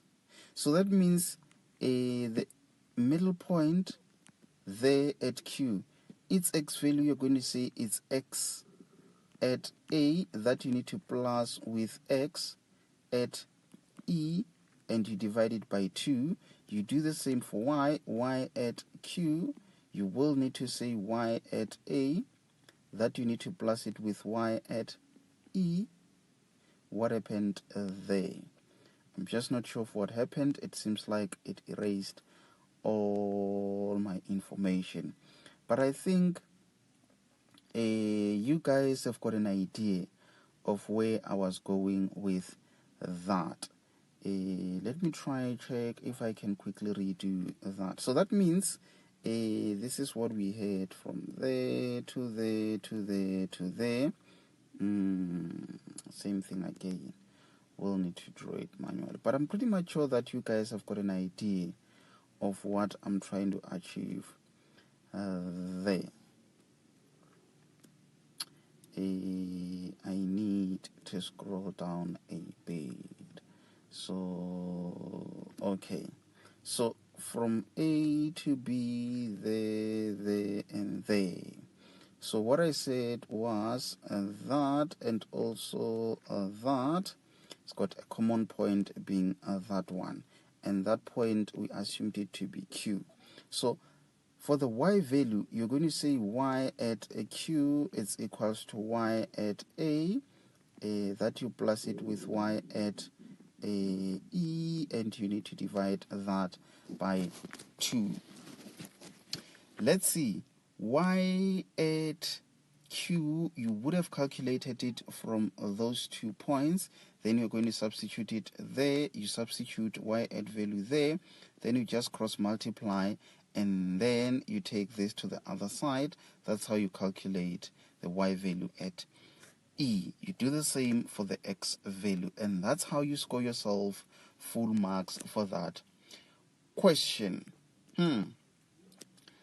It looked a bit complicated, but it seems to be an easy question. So guys, that brings us to the end of our lesson for today. I think I will need to get something to eat. Otherwise, I wish to actually complete all these questions. So I think I'll just have to jump on to the next question. I think I'll eat a bit later. So this is that time when I need to sign out and say, guys, I do thank you very much for joining. Okay, guys, question number 1 is what we will be looking at. So what I'm going to do very quickly is just to read through the given statement and at the same time look at that given diagram. And lastly, we're going to look at the questions. I'm not going to be answering the questions, but what I'm going to be doing is just to guide you in terms of how you answer the question. So the statement reads as follows. In the diagram below, P being a point having the coordinates 3 and 0, there is P. Q having the coordinates negative 3 and 2, there is Q. R, where is R? R is there. And S having the coordinates 2 and negative 3 are 4 points in the Cartesian plane. Makes sense. You just need to be aware that you've got a point being P, which lies on the x-axis on the positive side. That is why you're having positive 3 and 0. 0 because it lies on the x-axis. So on the x-axis, obviously, you can see that y is 0. You also have a point Q which lies in the second quadrant, R in the third, S in the fourth. Very, very much important, ladies and gentlemen, on that one. So I think very quickly, let's try to have a look at the questions and see how far we can go. I think the statement, it is represented diagrammatically. So this is what I'm going to do. Let's roll down and then we look at the questions. So let's see. The first question says calculate the gradient of PQ. Where is P? Let me quickly do that. There is P and there is Q. It has to be an easy question considering that it is allocated 2 marks. You just need to pull out the gradient formula and you substitute. Remember, analytical geometry, it's a game of 2 things. We know that the gradient formula says change in y over change in x. So from these 2 points, you will know what is your x value, what is your y value. But most importantly, this is how I used to do it. Sometimes one would ask and say, which ones are going to be the y2, y1, x2, x1. So between letter P and Q, which letter comes first? The letter that comes first, then you have your x1 and your y1. 1. The letter that comes second is your x2, y2. So it's easier when you work it out that way because you remain consistent and you won't get confused when you continue with some other questions. So that's how you work out that question. So let's quickly jump on to 1.2, which says determine the equation of line RS. Where is R? Where is S? There is R and there is S. So now they are saying determine the equation of line RS, which is parallel to line PQ. Very, very much important. Don't get confused. They are talking about a line of RS. So from R to S, this is the line that you need to determine. And they're saying that line is parallel to that line. And we know something about parallel lines. So that means the gradient of line PQ is equals to the gradient of line RS. Let's say, as an example, we got -2 as the gradient of a PQ. So automatically the gradient of RS is also -2. So already you have y, which is equals to -2 being the gradient x plus c. All that you need is just one point along RS or on RS, which is point S. Then you can just say at point S, having the coordinates 2 and -3. Remember, guys, this is just an example. You must have calculated it there and you need to get the correct value. So what you now do is to substitute your y value being -3, you substitute it there, you substitute your x value there in order for you to calculate the c value. Once you calculated the c value, let's say your c is equals to -100. Obviously it won't be a negative value because it cuts the y-axis on the positive side. Maybe let's be realistic and say +100, just as an example. So that means the equation of that line is going to be y, which is equals to -2x plus 100. That's how you score yourself full marks for that question. So I think I've given you enough information for you to work it out. So I'm just going to remove all of that, and then from there we jump on to the next question. So just make sure, honorable members, that you do those calculations and you know the exact values. In that way, you will be able to find sensible answers, which will enable you to continue and move on to the next question. So let's see. The next question, 1.3, it says determine the equation of a line that is perpendicular to line RS and passes through the point 0 and -2. This question is allocated 2 marks. Might be a bit tricky, but most importantly, they are saying you need to determine the equation of a line. And that line, it is perpendicular to RS. So this is line RS from R to S. This is a line. And now they're talking about a line which is perpendicular, obviously forming a 90 degrees. But most importantly, that line is passing through 0 and -2. So by estimation, I can say 0 and -2 at somewhere that point where x is 0 and y is on the negative side and it's -2. So to construct a line which could possibly be a line, no, it doesn't look right. I will need to try and redraw that. You will understand why I'm saying that. Maybe it could be, I think I've just erased that line. So let me try to find a different color so that it makes sense. So I'm actually trying to construct a line which is almost perpendicular. It seems like I won't get it correct, but it's fine. So that means that -2 possibly it's somewhere there. Remember, this is just an estimation, just so that you understand. So this point is actually 0 and -2.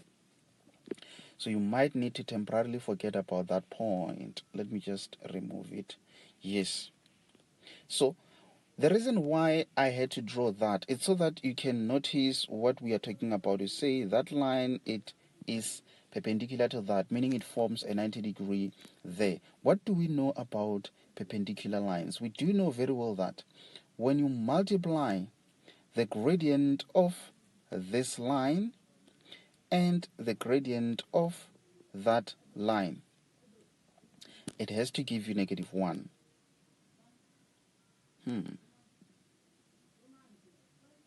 So that means if the gradient of line 1, when multiplied by the gradient of line 2, it gives -1. Do we know the gradient of RS? Yes, we do. If you remember, I estimated it to be -2. So let's maybe say it's -2. And then the gradient of the second line, it's unknown, but we can calculate it using this formula. So that means the gradient of that line, which is passing through that point of 0 and -2, it is therefore going to be, you divide both sides by -2. So that means you are having -1 divided by -2, which is +half. So that means already you know the gradient of this new line. So this is how your equation looks like. So that means you're having +1/2 x plus c. Now you need a point, which is that point that they gave you, because they knew you are going to need that point to calculate or determine an equation. So can you see, you now take that y value, you plug it there, you take that, you plug it there, so that you can calculate the c value. So in this case, let's assume the c value to be maybe let's say we might not even need to assume. I just noticed something. It is going to be -2. Why? Because already c refers to the y-intercept, and we already know that. Which explains why this question, it's actually allocated less marks. So that means already, even if you do calculate, you will end up having something similar to this. Y is equals to whatever the gradient that you calculated with the correct values. Your y value, it will end up being, your c value, it will end up being -2. You can either work it out just like I've explained there, or you can straight away notice that actually we are given the y-intercept, which is -2. Someone might be wondering, in which case are we going to know that we need to do an observation or take it from the given information? So if a point lies inside a quadrant, that means you will need to definitely calculate, because you are trying to calculate the y-intercept. In this case, the y-intercept is given. How do you know is the y-intercept? It is because of that being 0 there. That's how you know it is the y-intercept. But if it wasn't 0 but just any other number, then you know it falls inside the quadrant. So I think I've given you enough information on that one. So I might need to just quickly remove all of these and we jump on to the next questions. Ladies and gentlemen, just make sure that at all the times you pay full attention. And most importantly, do not start by solving these problems without you watching a lesson where I do an introduction, because it explains all that you need to be aware of regarding all of this. So just make sure that you watch an introduction, and then afterwards you can try this question. So let's see. The last question being a 1.4. Calculate the length of PS. Leave your answer in SAT form. The length of PS. Examiner won't say the distance, but it's in most cases where they say the length. You just need to remember that when it comes to the length, you can use the distance formula. Mathematically, length and distance refers to one and the same thing. I'm pretty much sure that you do know the formula. It's either you are given on your formula sheet, but just make sure that you know it by heart. You know what's inside. X2 minus X1, Y2 minus Y1. Most importantly, the distance of PS. Where is P? Where is S? There is P and there is S. Meaning your final answer will be in a form of a square root. Do not write it as a decimal, but leave it as a square root. Very, very much important, ladies and gentlemen, on that one. So I think you now have an idea of how to work out that question. So, ladies and gentlemen, I do thank you very much for joining. Let me make sure that I sign out. So, guys, my name is Desmond. Ladies and gentlemen, okay, guys, question number 3. It's what we will be looking at in today's lesson. So let's see. What I'm going to quickly do is to take you through that given statement, and we look at the diagram, and lastly, we are going to look at the questions. Obviously, I'm pretty much sure that by now you are aware that I'm not going to be solving any questions nor answering the questions in a form of calculations. I'm just going to take you through how you answer the question. So without any waste of time, very quickly, I'm going to read through that statement. So let's see. It says in the diagram, A. Where is A? Okay, there is A, having the coordinates -2 and 3. C, where is C? Where is O? There is C, having the coordinates 10 and 11. D, where is D? Oh, there is a D, having the coordinates 5 and -1. Are the vertices, remember, word vertices refers to the corners.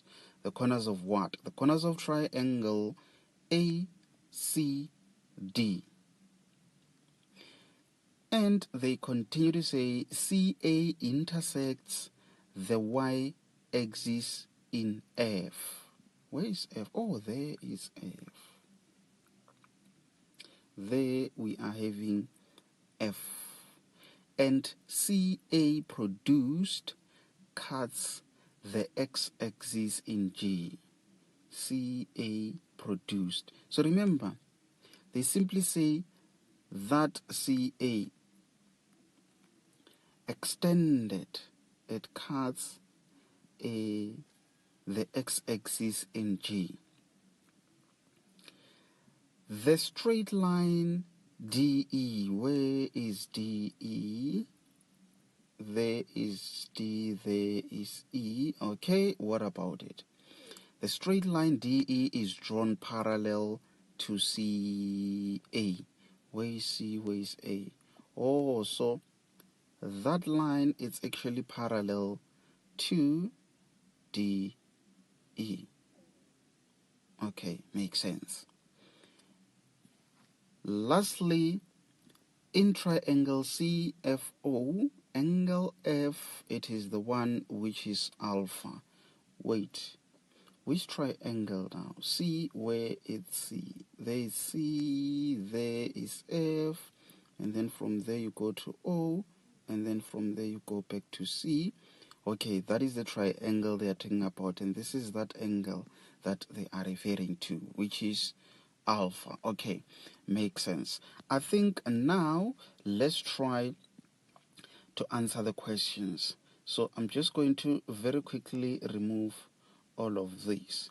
So it seems like from time to time we might need to scroll up to some of the information there. But what I notice is that that statement, it is fully represented diagrammatically there. So we might not need to refer to that statement, but just look at the diagram itself.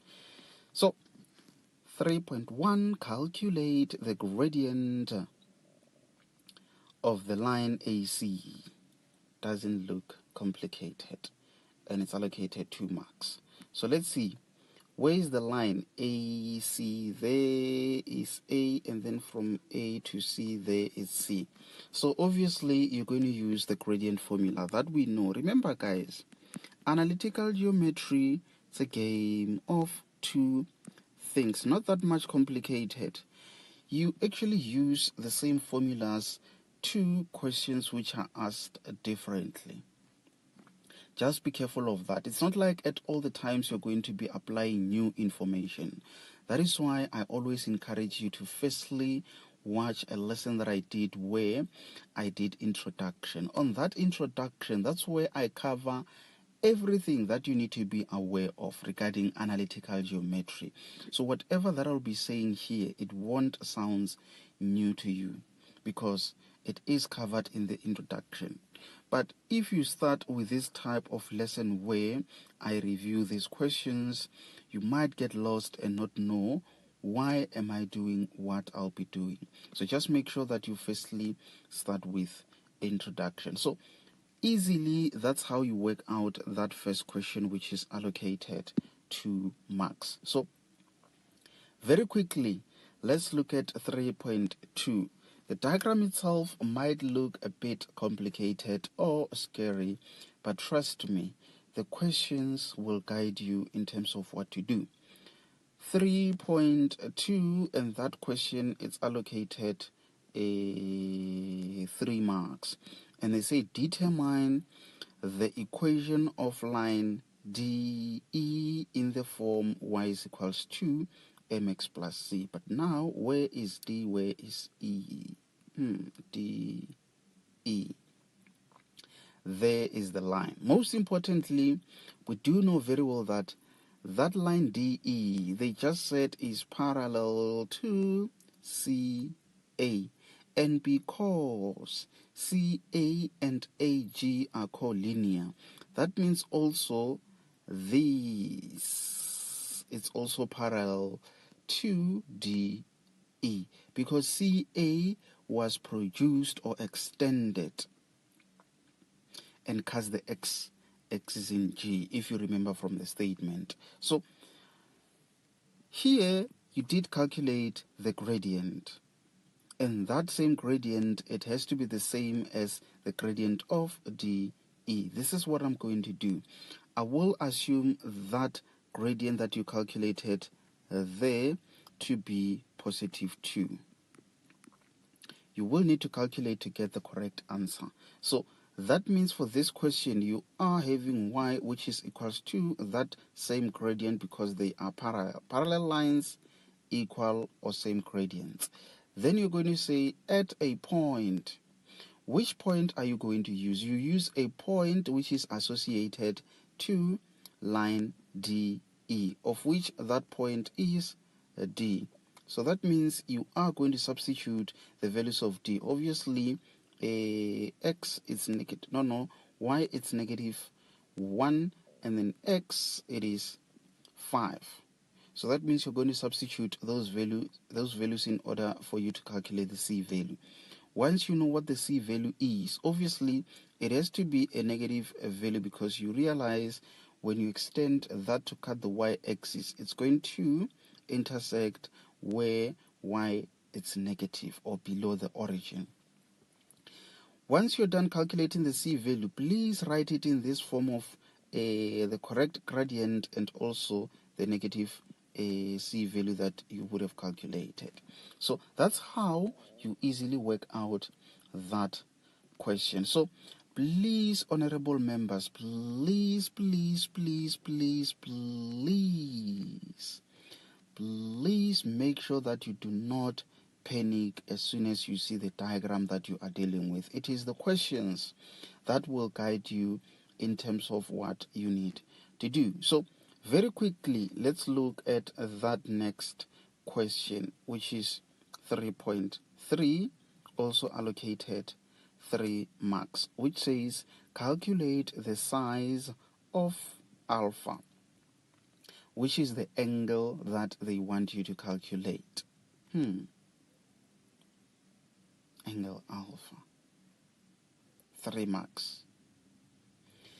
Can you see, it might not be easy to know what you need to know or to know what you need to do if you haven't watched an introduction.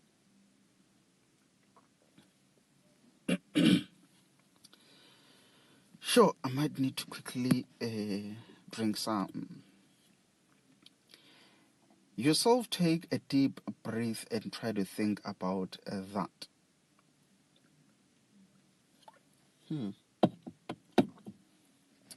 Okay, let's see. I think that angle alpha, let's maybe try to simplify that angle. Obviously, you are having a 90 degree there, and then if you plus it with that smaller angle, it therefore in total becomes that angle alpha. So that means actually angle alpha is equals to 90 degrees plus that smaller angle. Then this is where you will realize that actually this smaller angle, it is actually that angle of inclination. Maybe let's call it angle theta for now. So that means alpha is going to be a 90 degrees plus alpha. Now it's a matter of how do we calculate angle of inclination. This is where you need that formula, which says tan of an angle of inclination is equals to the gradient. Obviously, the gradient of that line. What is the gradient of that line? You did calculate it from the previous question, gradient AC. So that means you are therefore having tan of an angle. What was that gradient? I assumed it to be 2. So now that means you are going to say that angle of inclination is equals to, on your calculator, you just punch second fraction of 2 and then you get your answer there. I will just assume that answer maybe to be 35 degrees. So that means this angle now, it is 35 degrees. Obviously, that one there, it is 90. So that's why I said 90 plus that angle of inclination will be the total angle being alpha. So that means now alpha is going to be 90 degrees plus that angle that I assumed to be that. And then the sum gives you a alpha. What is it? 125 based on my assumption there. Remember, it's an angle, it has to be in degrees. So if you do not know what an angle of inclination is, it might be confusing, but that's how you easily work out that question. So now I think we are at that point where we might need to look at the next question. I was trying to think of something that you might be wondering, but I'm sure someone is wondering that what about the rounding? So when you punch second function of tan 2, you can round it to 2 decimal places because you're just going to add it with 90, and that's your final answer. So you only round off the last calculation that has a decimal. So now let's see if we can work out the next question. How many marks for this question? Let me do that. No marks allocated there. So it seems like this is just a statement, 3.4. So let's see. 3.4, it says B. Where is B? Where is B? I haven't seen B.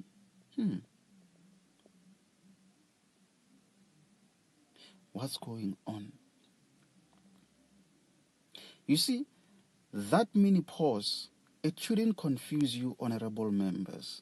They're just saying B is a point in the first quadrant, such as that A, B, D, E, in that order, forms a rectangle. You know, a rectangle could be something of that shape, it could be something of that shape, or that shape. So in this case, what shape are we going to be having? So let's see. A, B, D, E. So possibly B in the first quadrant. For now, let me just assume it to be somewhere there. Why there? You will understand why. Because you need to say from A to that B that we suspect it to be there. When you connect from B to D, there. No, I think I might need to try and redo that. It has to make sense. You will understand why I need to get it correctly.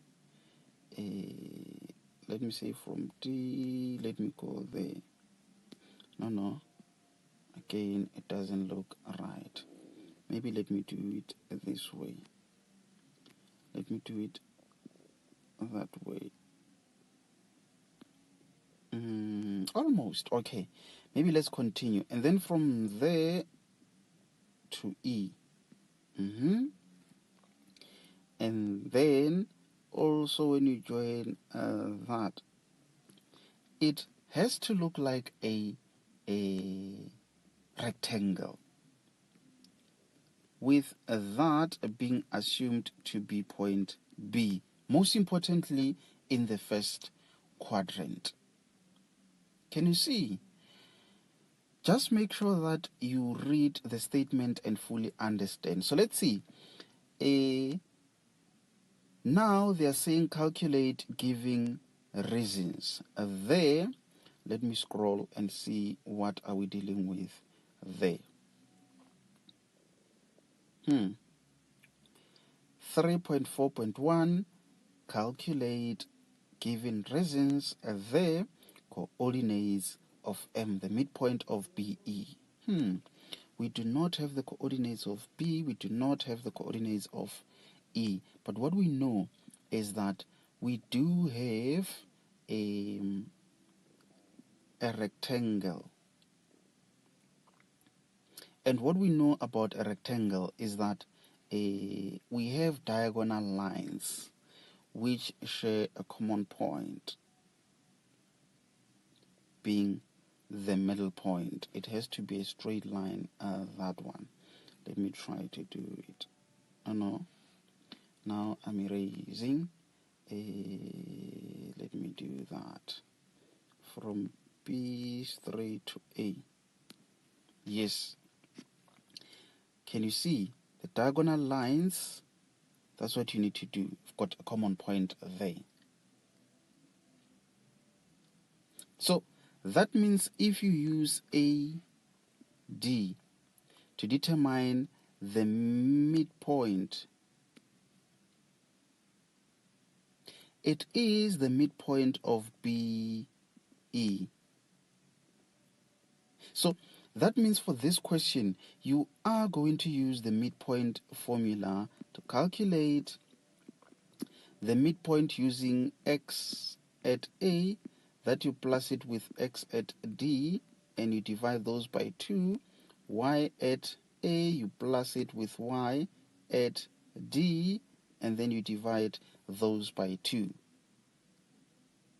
The answer that you get, that's how you would have answered this question.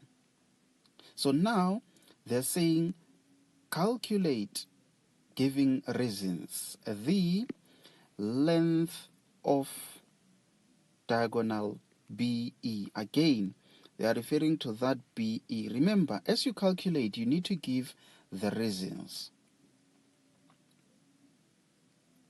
So now, obviously, examiner said the length, but at this point in time, we know that when it comes to the length, at all the times we use the distance formula.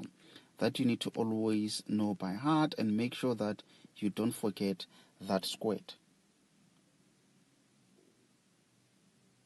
So you still substitute the coordinates of A and D. This is where now you need to give a reason. The distance that you get when you do that calculation, it is the distance of BE based on the reason that you provide. And that is how, honorable members, you score yourself 3 marks for that question. In total, 14 marks for this question. So I think there, honorable members, I did make sense. So just try to work it out and see how far you can go with that one. So guys, I think it is that time where I need to sign out and say, ladies and gentlemen, I do thank you very much for joining. My name is Desmond. Okay guys, question number 3 is what we will be looking at in today's lesson. I'm just hoping that I won't spend much of our precious time on this question. But remember guys, most importantly, what I'm going to be doing is just to take you through the given statement, the given diagram, and lastly, we have a look at the question. So what I'm going to be doing is to guide you in terms of how you answer those questions. So question number 3 is what we will be looking at in today's lesson. So let's see. Let me just check if I can be able to write. Yes. So this is the statement that we are given, and I'm going to quickly read through that statement. So it says, in the diagram below, P being a point having the coordinates 7 and 4. Where is P? Okay, there is P. Q being a point having the coordinates 6 and 6. Where is, okay, there it's Q.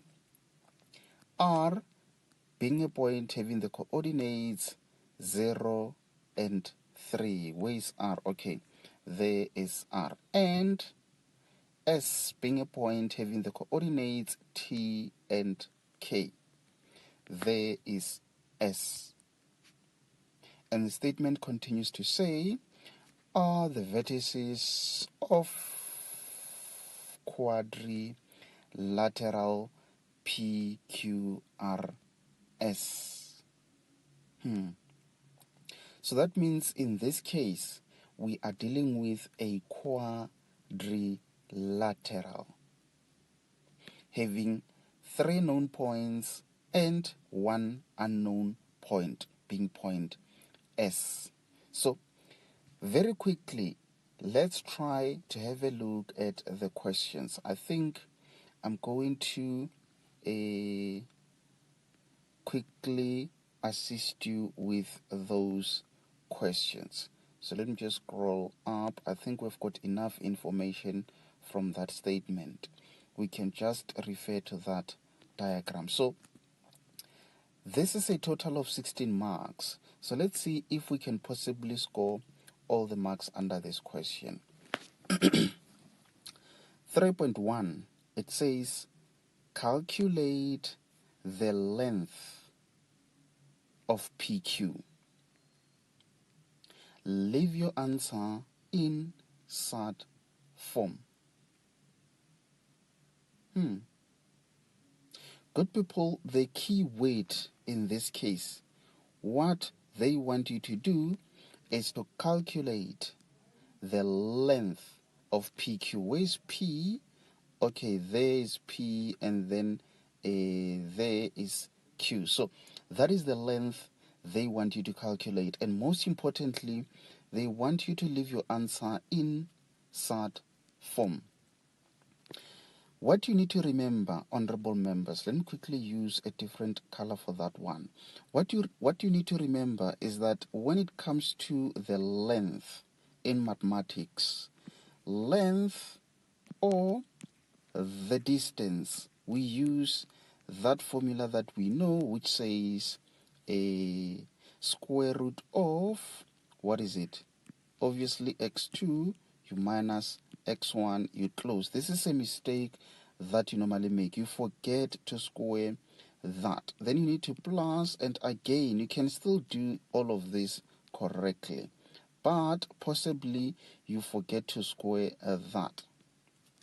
You can either forget it when you write down the formula or when you punch it on a calculator. So this part, it shouldn't confuse you guys.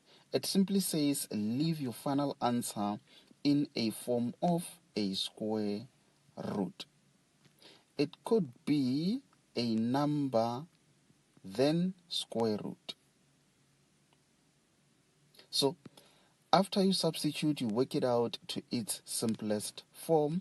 Do not write it as a decimal, but in a form of a sort. So that's how you answer that question, and you score yourself 2 marks. So I'll just remove all of that as we look on to the next question. So let's see. The next question says, if, this is the question that I'm looking at, if T, which is a point, it has this coordinates 7/2 and 7/2. If that point is the midpoint of QS, where is Q, where is S? Okay, now I see. There is Q and there is S. Determine the coordinates of S. Let's try to do something there. Maybe let me look for a different color. So what examiner is saying is that if T, can you see now a new point has been introduced. So you need to locate where that new point is, being T. So this is what guides you in terms of exactly where that point is. It is in the middle point of QS. Maybe let's try to construct a line from Q to S. So that means that point T, it's actually somewhere there. I'm just giving an estimate, because what I know is that that point has to be in the middle of QS. Because examiner mentioned the middle point, that means this is where you might need to use the midpoint formula.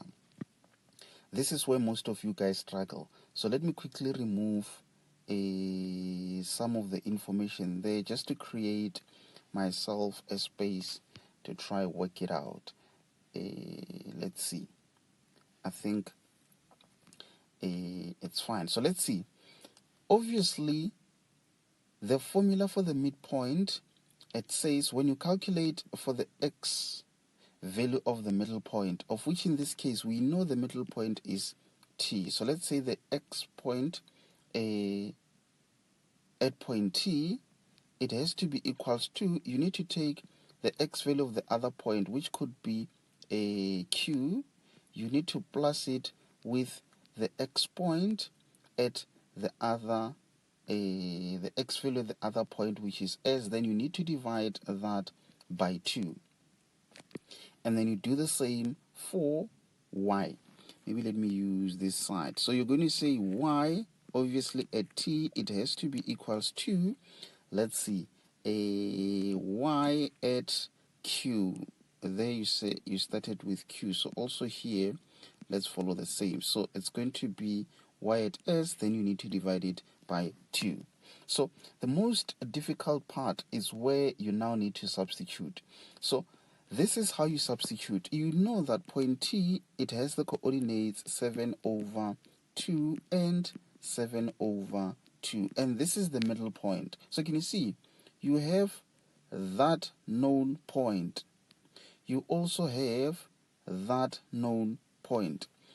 This is the unknown point that you are looking for. And if you remember, I've always been saying analytical geometry, it's a game of two things, which means you need to know 2 points or 2 things in order to calculate the third unknown. This is how you substitute. What is the x value at the middle point? This is the x value that you substitute. That one there. What is the x value at q? This is the x value at q, being 6. So can you see? You are therefore going to cross multiply, and then you take this to the other side. That's how you calculate for that. You do the same here. What is the y value for the middle point? Obviously, the y value there, it is that one. And then now, what is the y value of the q? The y value of that point is obviously 6. Then for you to calculate the y value at s, you cross multiply and then you take this to the other side. So that's how you calculate y at s. So just be careful and make sure that you substitute correctly, and most importantly, you follow MES procedure to work it out. So I think let's quickly jump on to the next question, but you might need to remember the calculations that you are doing. So what I'm saying is, what we just calculated, we might need it in the upcoming questions. So let's not forget what we calculated. Maybe for now, let me try to construct that line again. Okay, this is that point T that we calculate. Not calculated, but we know about that point we calculated S. So now 3.3. If the coordinates of S are 1 and 1. The nice thing about this type of a question is that on your previous question, you must have possibly got 1 and 1. So now they want you to show that PR is equals to QS. Where is P, where is R? There is P, there is R. Where is QS? There is Q and there is S. So normally when you show that PR is equals to QS, this is what you'd normally do. Remember guys, they said this is a quadrilateral, which means this side is parallel to that one, and it's also equals to that one. The same here, that parallel to that, and also that equals to that. Meaning the diagonal line, so that means from P to R, it will be equals to Q2S. And when you show that, you can use the distance formula to say the distance from PR, it's equals to the distance from QS. You use that same formula that I explained. So try to work it out and see if you are going to get the same answer as the distance for those. So I think that gives you an idea of how you work it out. So very quickly, let's look at 3.4. I notice I'm running out of time. I've actually spent 13 minutes on this question. I'm hoping to finish it in less than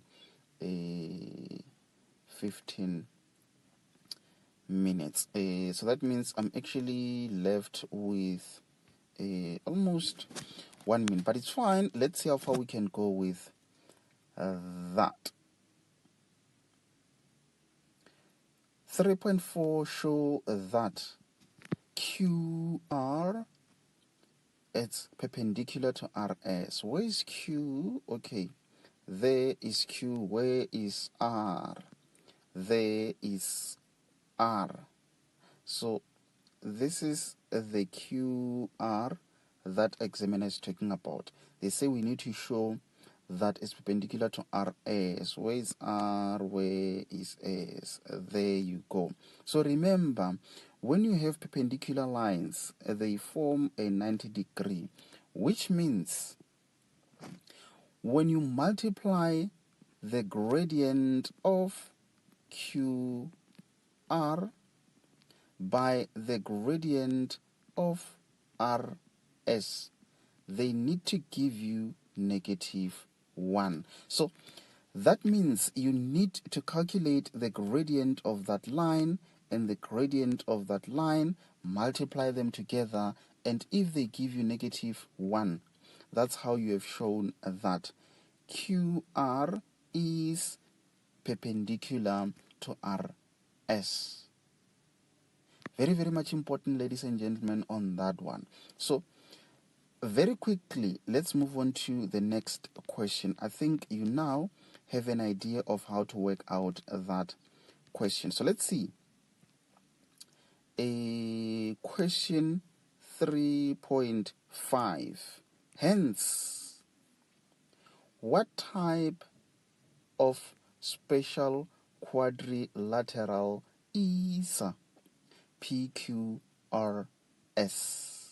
Motivate your answer.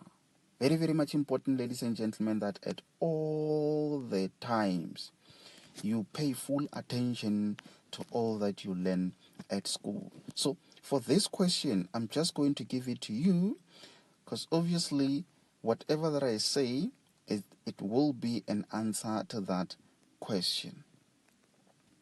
So I think I won't spend much of our precious time on that one. So just make sure that you remember what we taught you in class. Otherwise, if you can't remember, just make sure that you attend the next live lesson where we will be doing some calculations on this question. So the last question, 3.6, it says, calculate the size of angle S in triangle RSQ. Let me quickly indicate something very much important to you guys. Calculate the size when something is written in this format. There you are having RSQ and they do that. So this is how you read it. You say a angle S in triangle RSQ. So that means in triangle R, where is R? There is R to S. No, not there, but to Q. Yeah, I'll need to redraw that. So let's see. RSQ. So it's more like from there then to there. Can you see? This is the triangle that examiner is talking about. And the angle that they want you to calculate, it is that one being angle S. Something interesting.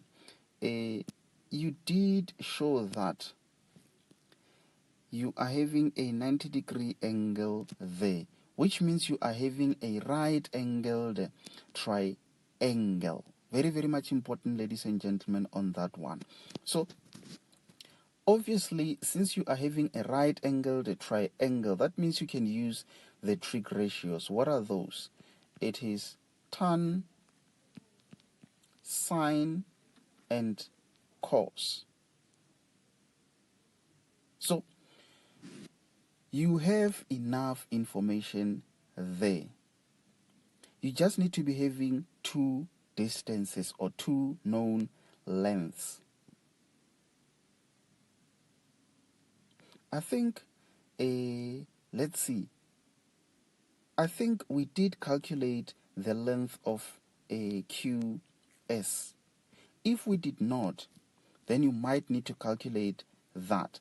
I'll just give you guys an example. Maybe let me not write a number, but let's say we calculated QS and the distance there, it was let's say D for Desmond.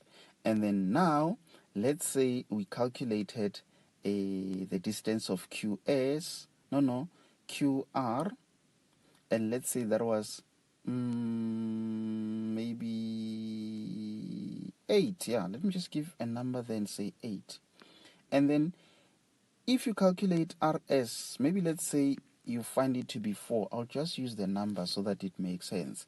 So that means now you're going to ask yourself this question to say, which trig ratio will be suitable for you to calculate that angle at S?